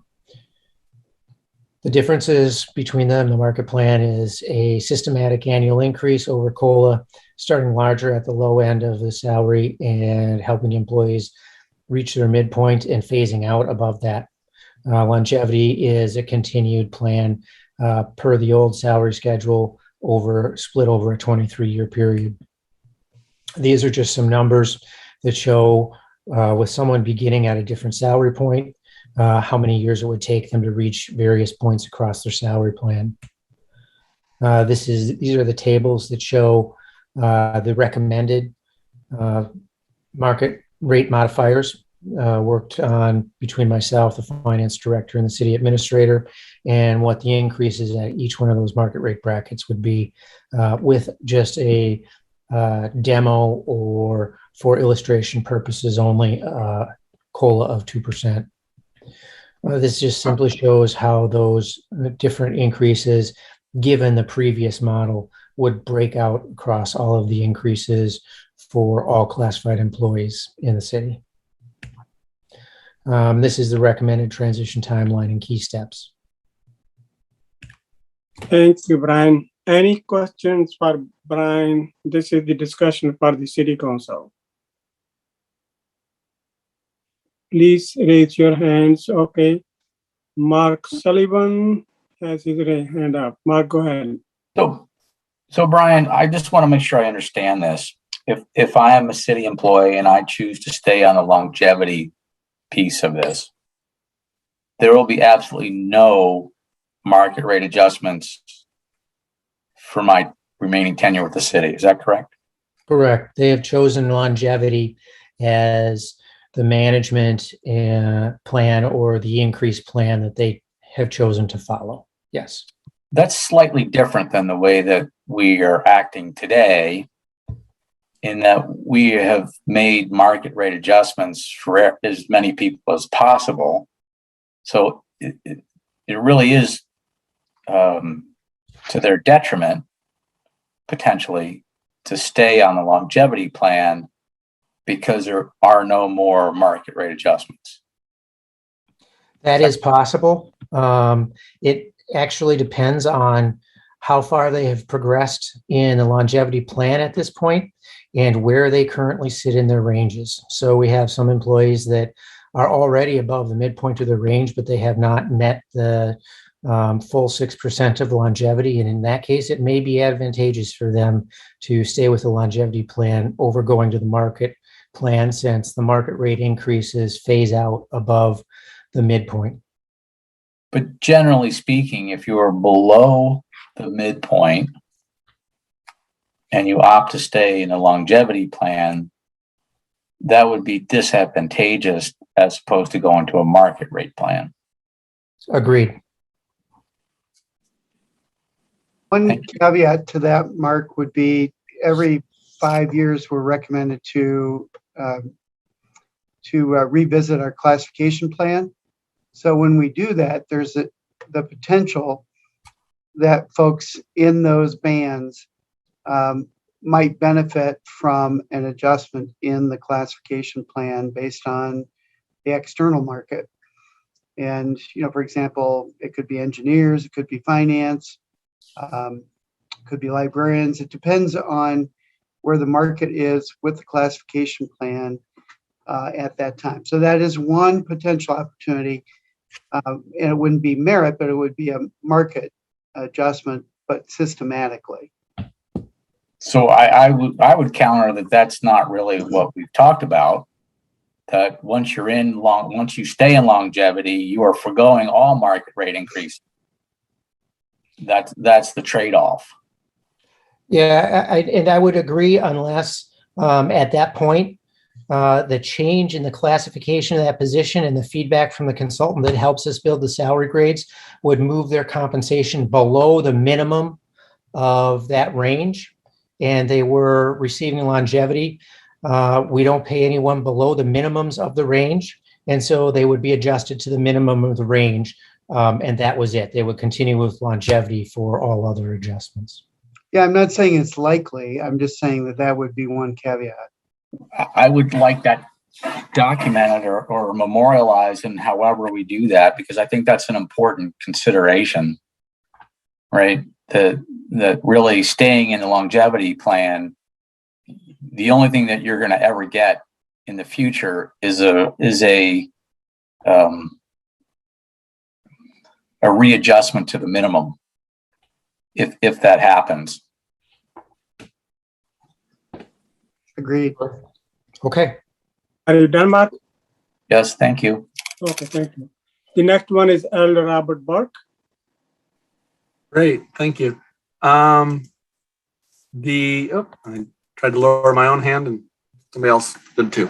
Okay. Along those same lines, I guess two possibly unintended consequences or unthought out consequences that I want to address quickly is, let's say somebody's slightly above their grade. They're in grade 7. Let's just make up some numbers. They're in grade 7 and they're slightly above the mid-range. And then they take on a new role that puts them at the next grade up, grade 8. Typically, we start somebody new in a grade, I think, kind of near the bottom of the grade. Is that a fair statement? We have. There are a number of ways to move people from grades. The practice at this point has been generally to move them towards the bottom of that grade. Okay, so that would be one more thing that might be needed to be made clear as these options are presented, because city employees need to make a well thought out decision.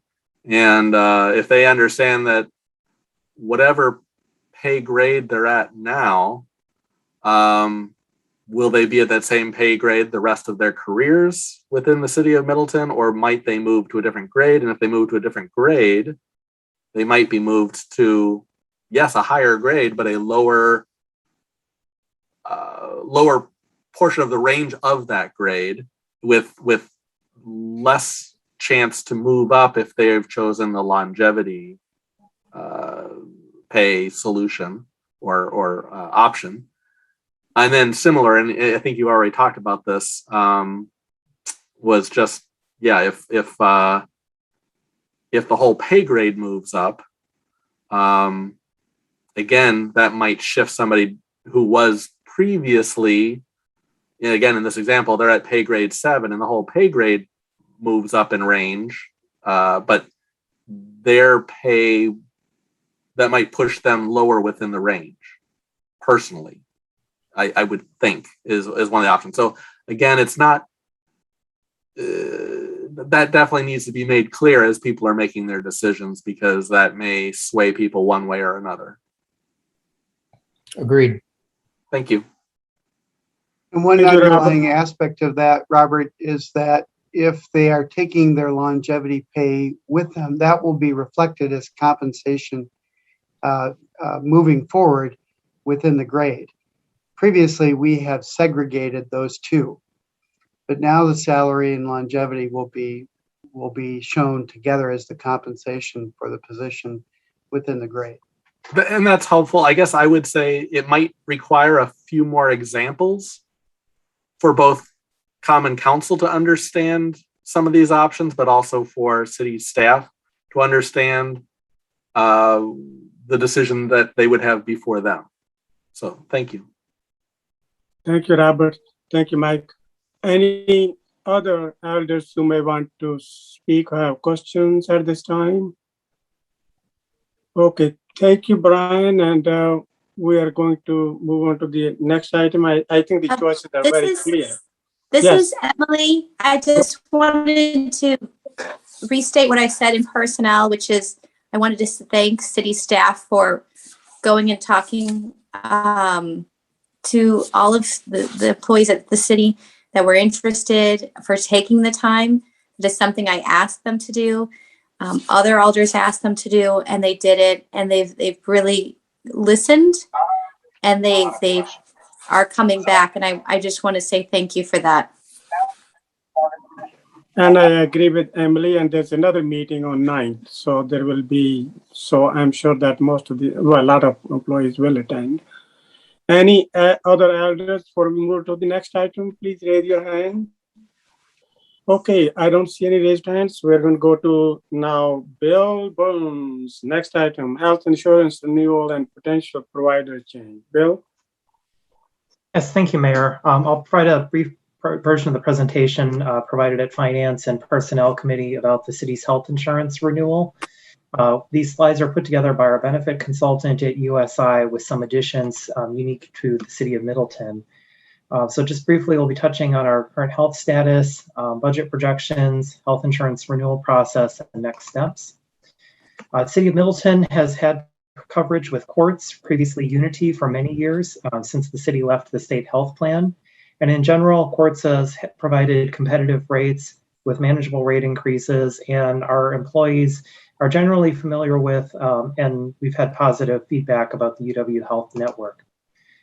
Looking back over the past several years, our renewal percentages with courts have ranged from a low of 2% in 2018 to a couple years at around 6%. And then the most recent two renewals are at a 4.9%, and the best rate we've been able to negotiate for 2022 is another 4.9% increase. In looking at the health plan process compared to the state health plan, City of Middleton plan is outperforming in terms of both rates and plan design. It's also relatively comparable and competitive compared to other municipalities. We normally, during the renewal process, will get quotes from the other two major HMO providers in Dane County, Dean Health Plan or SSM and GHC. In prior years, there hasn't been as large of a difference between those two. However, this year, we're finding that courts is being less competitive on their pricing. As I had mentioned, the best rate we've been able to negotiate with courts is a 4.9% increase. Dean, on the other hand, has provided a 4.9% decrease from where the city currently is in 2021, with two additional rate caps after that for a total of a 3-year package. And that's about a 10% spread in the rates. And therefore, something that we wanted to bring before you for consideration is also have the discussion with city employees on the potential impact of looking at changing providers. I also wanted to note that Dean Health Plan has been very competitive in the marketplace. They've recently entered into an exclusive agreement with the Middleton Cross Plain Area School District. And after many years of offering a unity or quartz plan, the school district is going to be going solely with Dean effective January 1st. As you all know, we have a tight budget situation for 2022 due to state imposed levy limits. And as we were just discussing with the previous presentation, we've been looking at a way to try to provide a competitive cost of living adjustment to stay comparable to market and to our peers, as well as looking at ways to move employees through the plan, moving towards the midpoint, and potentially allowing an opt-in grandfathering plan for longevity. So looking at savings anywhere and potentially on health insurance can help the city try to achieve those goals. So the numbers we're looking at a 4.9% increase for the city's cost, that would be an extra $96,000 with quartz. For the employees with their premium contributions would be about $44 on a single plan or about $110 on family. There'd be equivalent savings by going to Dean with the 4.9% decrease. So in total, the projected annual savings for the city is about $191,000. Annual savings for an employee would be about $88 on a single plan or about $220 on family. Skip over a couple of these slides and kind of get to the next steps here. So at this point, we provided this as information for the finance, personnel, and city council.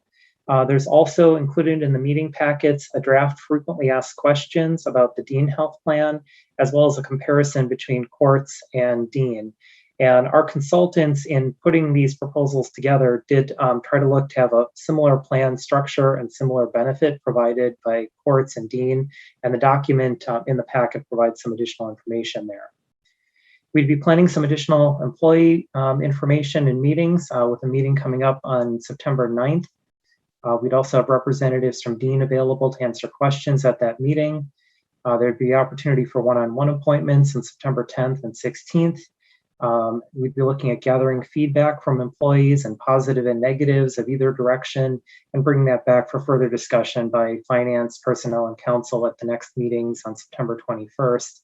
And then from there, if there is a decision to go further, there would be a final frequently asked questions, working with Dean and their Welcome Center, setting up additional appointments for employees that would be looking at transition issues, and ultimately leading to a potential open house and open enrollment in later October. Thank you, Happy to Bill. answer any questions. So Elder Susan West, please raise your hand. So let's start with Elder Susan West. Yeah, Bill, I remember we switched from, I think, the state plan to Unity Courts a few years ago. How many years ago? When did we do that? Is what I'm curious about. It was about 10 years ago, Susan. Okay, so staff hasn't been switching every so often. No. Okay, thank you. Any other elders who may want to ask any questions at this time, please raise your hand. Okay, I don't see any raised hands. Well, great job. Thank you. So we're going to move on to the next item, which is approval of the consent agenda. Need a motion to approve. Mr. Mayor, this is Luke. I'll make that motion. Okay. Motion by. Go ahead. Yeah, this is Robert. I'll second the motion to approve the consent agenda. Okay, so the motion by Elder Luke Fuzard and second by Elder Robert Burke. Any questions or comments? Okay, all those in favor of the motion to approve the consent agenda say aye. Aye. Aye. Anyone opposed? Motion passes unanimously. Okay, we are on to the agreements. This is item number 1. This is the agreement with HydroCorp for water utility cross connection control program. This is Mark. I'll move approval as recommended by finance. This is Susan. I'll second. Okay, motion by Elder Sullivan, second by Elder West. Any questions or comments? So, Sean or somebody, do you want to provide a very quick, short summary, please? Sean Stowski or Dave? Sure. I think Dave is still on vacation. Okay. But I'll in his place just give you a very brief rundown. This is still from a relatively recent DNR requirement that we have an effective cross-connection control program.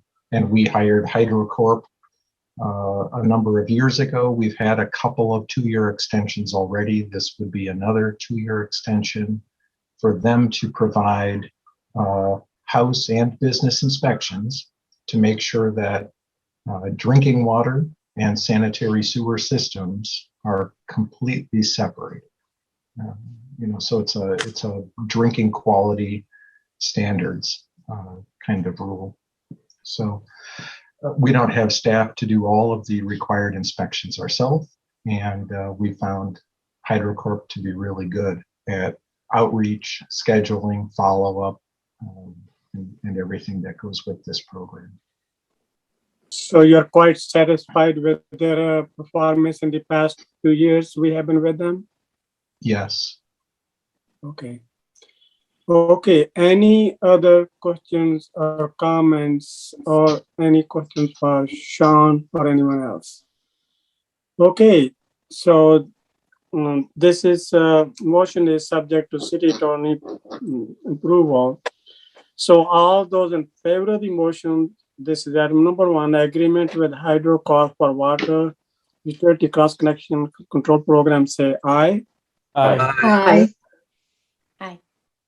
Anyone opposed? Motion passes unanimously. Okay, we are on to item number 2. This is the amendment to development agreement by and between the city of Middleton with JT Klein Company, JT Klein Incorporated, and Oak Ridge Milton LLC. This is Mark. I'll move approval as recommended by finance. Okay, need a second. This is Robert. I second the motion. Okay, motion by Elder Sullivan, second by Elder Robert Burke. Any questions or comments? Bill, do you want to provide a very short couple of sentences here?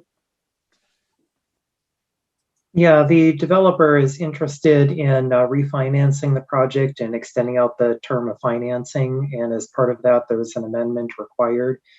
This affects the dollar amount that is the primary mortgage on the property. The city's mortgage guarantee is secondary to that. However, we feel that there's minimal risk at this time and that the project is completed, stabilized, and has an assessed value in excess of the minimums that are in the development agreement. Thank you, Bill. Any questions or comments either to Bill or anyone else? Okay, this is item number 2. This is the amendment to development agreement by and between the city of Middleton and JT Klein Company Incorporated and Oak Ridge Milton LLC. All those in favor of the motion say aye. Aye. Aye. Anyone opposed? So motion passes unanimously. Okay, we are on to item number 3. This is the change order number 1 to the agreement with T2 for the North Marota Trail project. This is Mark. I'll move approval as recommended by finance. Graham Zeal, second. Okay, so the motion by Elder Sullivan, second by Elder Ramsey. Mark, if you are there, could you please provide a very quick comment summary of it? Certainly. So the MG&E, the reason for the delay is largely because MG&E needed a few months to negotiate an easement with the Harbor Village condo folks to relocate the high pressure gas main. That needed to be relocated because the bridge that's going to be installed, the abutments of that bridge were going to be on top of the existing gas main. So that is in the process of being relocated this past week, and they should finish this week, after which T2 needs about 5 weeks to finish installation of the bridge and paving of the path. And hopefully that will happen before the snow comes, right? That's why we're giving them until October 29th. Okay.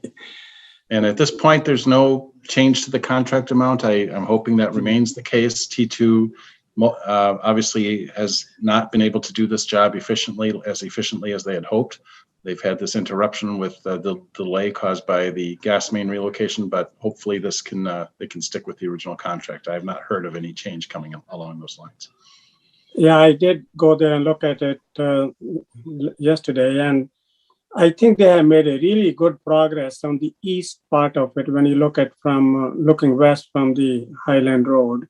And it's just close to the creek where there's a lot happening there, including what MGNE is doing. So, right. Any, but they did the work, and then they have been setting it. You know, they've had to let things sit and relocate their equipment to another job. So hopefully, there's not going to be an additional cost. Okay, thank you, Mark. Any questions or comments for this? Okay, all those in favor of the motion for the change order number 1 to the agreement with T2 for the North Minota Trail project, say aye. Aye. Aye. Anyone opposed? Motion passes unanimously. We are on to award of bid, quote, and professional services. And item number 1 is authorization to purchase electronic pay stations for dog parks. This is Mark. I'll move approval as recommended by PRFC and Finance. I need a second. This is Susan. I'll second. Okay, so the motion by Elder Sullivan, second by Elder West. And so we have 2 dog parks, one close to the airport and the other we know on Highway Q. And Matt, do you want to say anything more? Do we get enough? Do we get enough from the small park close to the airport, or most of the revenue comes from the bigger one? Well, Mayor, the dog park permit allows you to use both. So I don't know that we have specific statistics on where people are using the dog parks. Both are used. The larger dog park is probably more heavily used for a variety of reasons. Okay. And in the long run, it will save you a lot of money, right? Well, it doesn't just save us money. It reduces. This is one of the few instances where we have staff handling cash. And so I like the automation and removal of that. It provides a greater service to our users. And there is no yearly fee once we buy this, or there is any fee? There is a subscription fee. Okay, small amount. Okay, any questions for Matt or any other comments? Please raise your hands. Okay, Elder Robert Burke. Sure. Yeah, I was just going to ask about the software as a service, $2,300 a year. I get that it kind of pays for itself plus some, hopefully. But just comparison is, if we're dealing with the paper system and having people run out and deal with little paper envelopes, Matt, you're still feeling that this is even with a $2,300 a year fee for the system, you feel like it's a net positive? I do. Okay, that's the only question I had. Thank you. So Matt, I would assume you looked at the other systems as well. Is the county using the same? That's why we're going with this system, is because Dane County has installed them at their parks, and we have a lot of users that utilize multiple our parks as well as Dane County parks for the dogs. Okay. Any other question or comments? Please raise your hands. I don't see any raised hands. All those in favor of the motion or the authorization to purchase electronic pay stations for dog parks, say aye. Aye. Aye. Aye. Anyone opposed? Motion passes unanimously. We are on to the item number 2. This is the award of quote to Helen Brand Brothers Excavating Incorporated for raising of the property at 6706 Century Avenue. This is Mark. I'll move approval subject to final city attorney agreement as recommended by Finance. This is Robert. I would second the motion. Okay, so the motion by Elder Sullivan, second by Elder Robert Park. Any questions or comments? I have one question here that I heard that the sheriff's sale is supposed to happen on either on October 5th or 6th. I think, and I just like to see, maybe Jim can tell me, pluses and negatives of demolition versus sheriff for taking care of it. This is Jim. I have not heard anything about the sheriff's sale. I don't know if Matt has. I know there's been some inquiries made about purchasing it, but nothing substantial communicated yet.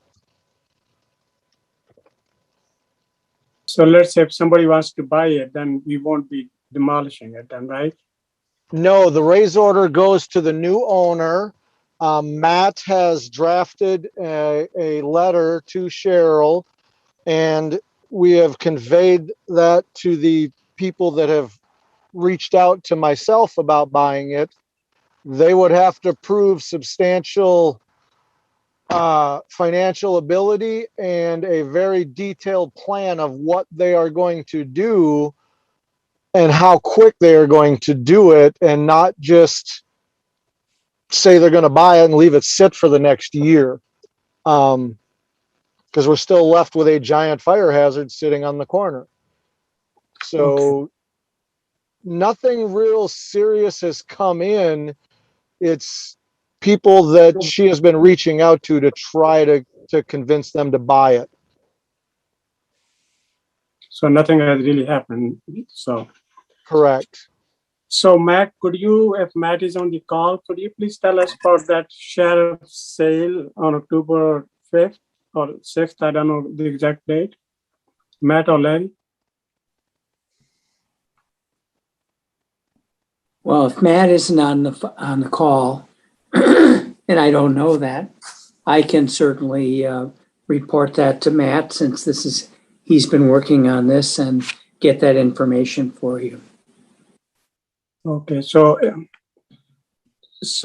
Larry, for you, if the sheriff is taking care of it, do we need to do anything?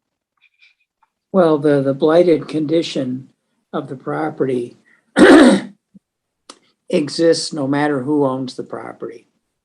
And I would assume that any purchaser at sheriff's sale, yes, we could theoretically save the $18,000, but we're going to get that back because that will go on the tax roll. So, if it was going to happen a few days later, that might be a consideration for delaying action. But, it simply isn't legally significant, as Jim has said, who owns the property and when it gets sold. Okay, so you will check with Matt if sheriff's sale is happening on October 5th or 6th. I will do that. Okay. Okay, any other question or comments, please raise your hands. Okay, I don't see any raised hands. Anybody else has any questions or comments, please? Okay, I don't see anyone else. Larry, do you have any final question or comments, or Jim? No, I don't. Okay, so the motion is the award of court to Hallenbrand Brothers Excavating Incorporated for raising of the property at 6706 Century Avenue. All those in favor of the motion say aye. Aye. Aye. Anyone opposed? Okay, motion passes unanimously. We are on to the ordinances. This is the first reading. Final action may be taken upon approval of motion to suspend rules under section 1.07 Middleton General Ordinances. Item number 1. Rezoning from B3 to PDD GIP Bruce Company redevelopment multiple parcels. So Abby or whoever is going to take it, or sure. Yep. At the last city council meeting, the council provided some direction on some changes that they wanted to see in the site plan for the Bruce Company GIP submittal. And the developer has now made those changes. Some of those changes included removing the parking lot from the Latitude Graphics site, which is not controlled by the developer, removing the label dog park, and also reworking the building configuration on the building that was on the southwest corner of the site. And then also providing a minimum parkland dedication amount of 3 acres. And the developer has now submitted and made those changes. Our staff is recommending GIP approval and a waiver of the second reading of the zoning ordinance with the long list of contingencies that were included in the council packet. Okay, Go ahead. Go ahead.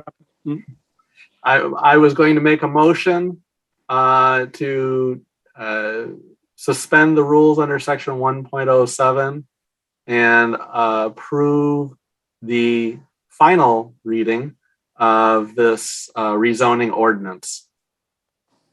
I will second that. Okay.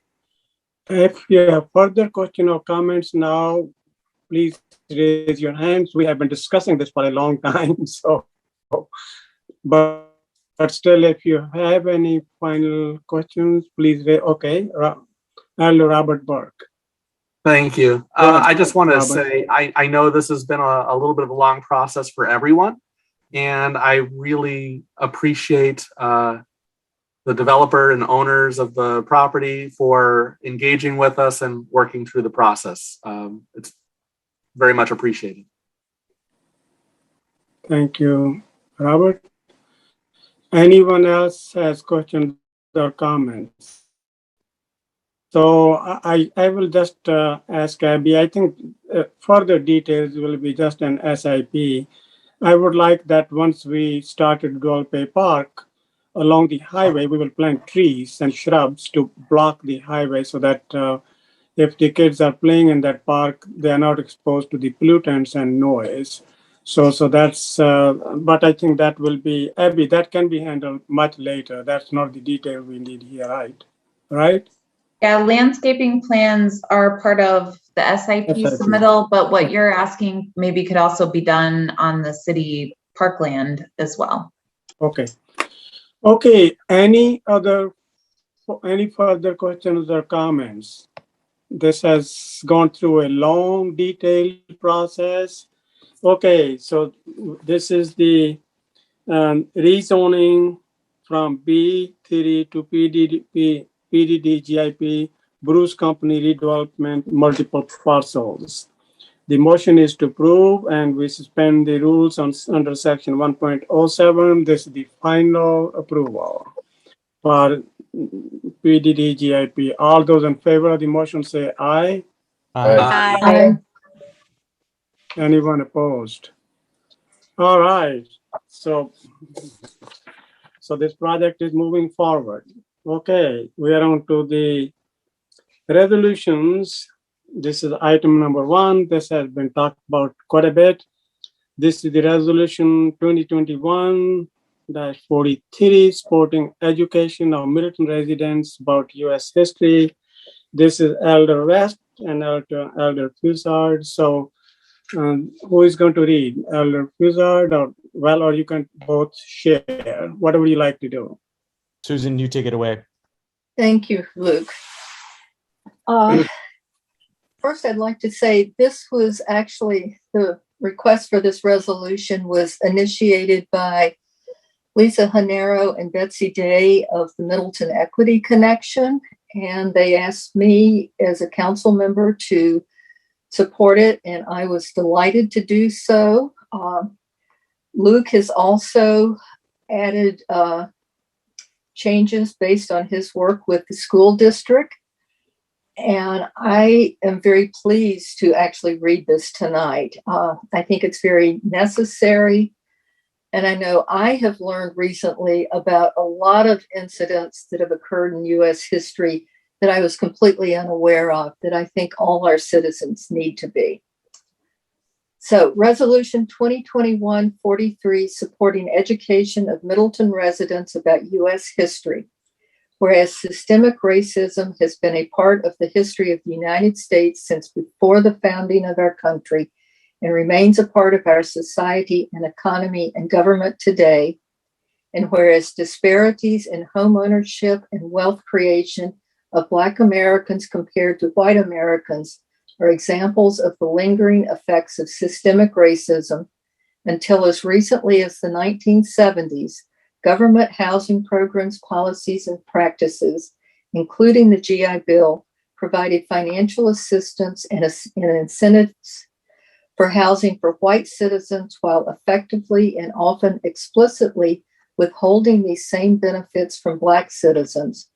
And whereas too many communities in the United States are failing to provide an accurate accounting of American history to their students, whereas the city of Middleton believes our children are smart, empathic, and understanding enough to learn the comprehensive and accurate history of our country from founding to present day, and whereas the city of Middleton is a community with a social fabric that connects all our neighbors and allows for the flow of information and culture that leads to learning, and whereas the Middleton Cross Plains Area School District, MCAP's 2020-2021 strategy map calls for development and implementation of an anti-racist ethnic studies curriculum for all grade levels, which is currently underway as part of a social studies renewal effort, with the first course scheduled for introduction during the 2021-2022 school year.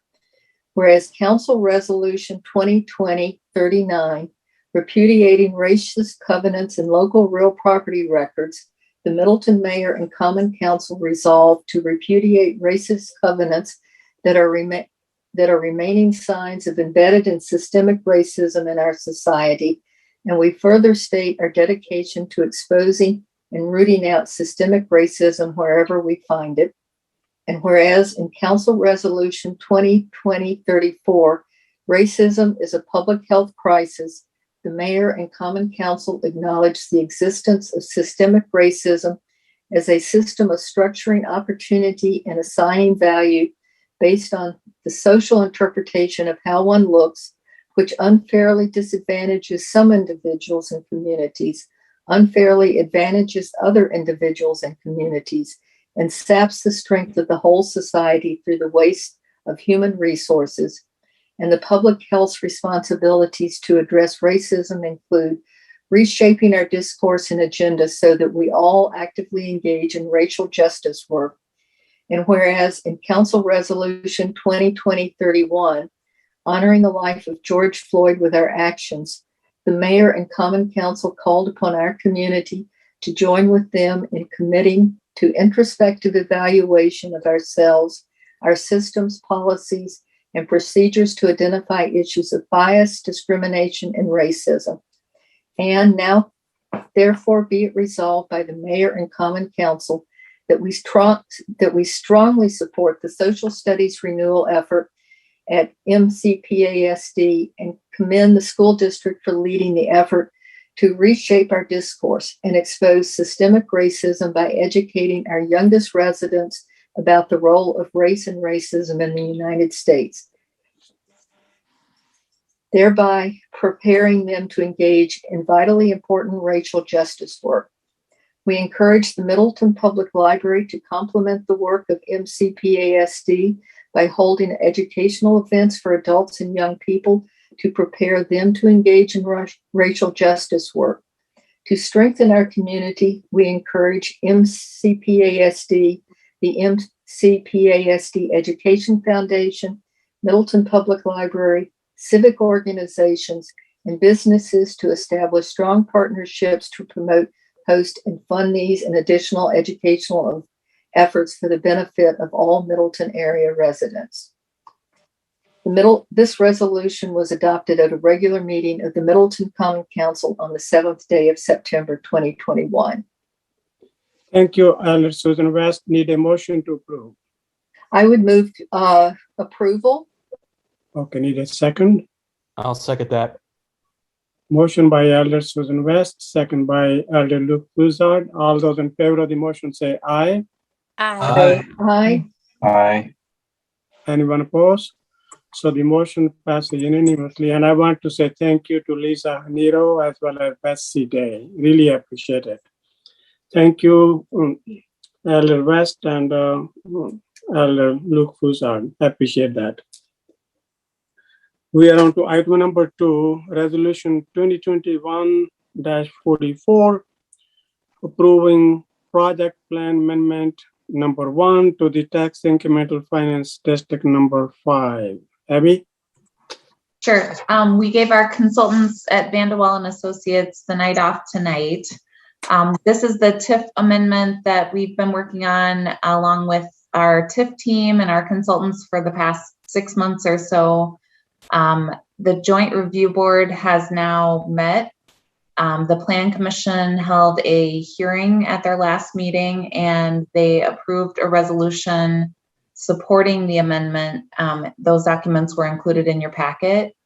And this is the this is the resolution from the council to proceed with amending the TIF district. We have set up the final Joint Review Board meeting now for September 21st at 4 p.m. And we are sending notices to the newspaper later this week to meet the hearing notice requirements for that meeting. Our recommendation is for approval of the resolution, and we are happy to answer any questions you have. Any questions for Abby? Abby has worked really hard and Abby have done a phenomenal job, and I would say thank you. Okay, and Bill Burns and Mike Davis. Yes, Bill Burns, Mike Davis, as well as Vandewall and Associates. And need a motion to approve. This is Susan. I move approval. Okay, so the motion by Elder Ramsey, second by Elder Susan West. Any further questions or comments? Please raise your hand. I don't see any raised hands. All those in favor of the motion to approve the resolution 2021-44, approving a project plan amendment number 1 to tax incremental district finance district number 5, say aye. Aye. Anyone opposed? Motion passes unanimously. We are on to the committee appointments, and there's a citizen appointment. Well, there are 6 appointments. So there's a citizen appointment of Jamie Elizabeth O'Donnell to Landmarks Commission, citizen appointment of Cornell Ellerby to Public Safety Committee, citizen appointment of Sarah Robertson Hoyt to Parks, Recreation, Forestry, citizen appointment of Teresa Kim to Library Board, and citizen appointment of Thomas Keller to Landmark Commission, and citizen appointment of Ria Delvey to CLC. Need a motion to approve. Mayor, I have a question on one of the appointments. Could you tell us more about Cornell Ellerby? Since he applied to be on Plan Commission and there's very little listed on his application, what are his qualifications for public safety? Well, he's very widely traveled, and he is yeah. So, Mr. Mayor, can I jump in? Alder West, I did have coffee with him about 6 weeks ago when he was interested, and I did talk to him about the committees that I sit on. As he had interest in open. I believe at that time public safety was not open, but I did tell him how much I love my committees. He's a very thoughtful person. He has lived grew up in the Carolinas, has lived in Boston as well as San Francisco. Went to college out in San Francisco and works in, I believe he's a software designer or website designer. So his experience is having lived in other communities and wants to see the small town that he grew up in, have Middleton keep the charm of its small town, but in balance with things as your growing community. Because he doesn't want to live in San Francisco or Boston. He wants to live in Middleton. And he has a very good understanding of how to balance the two. And I was very impressed with him. Okay. What small town in the Carolinas?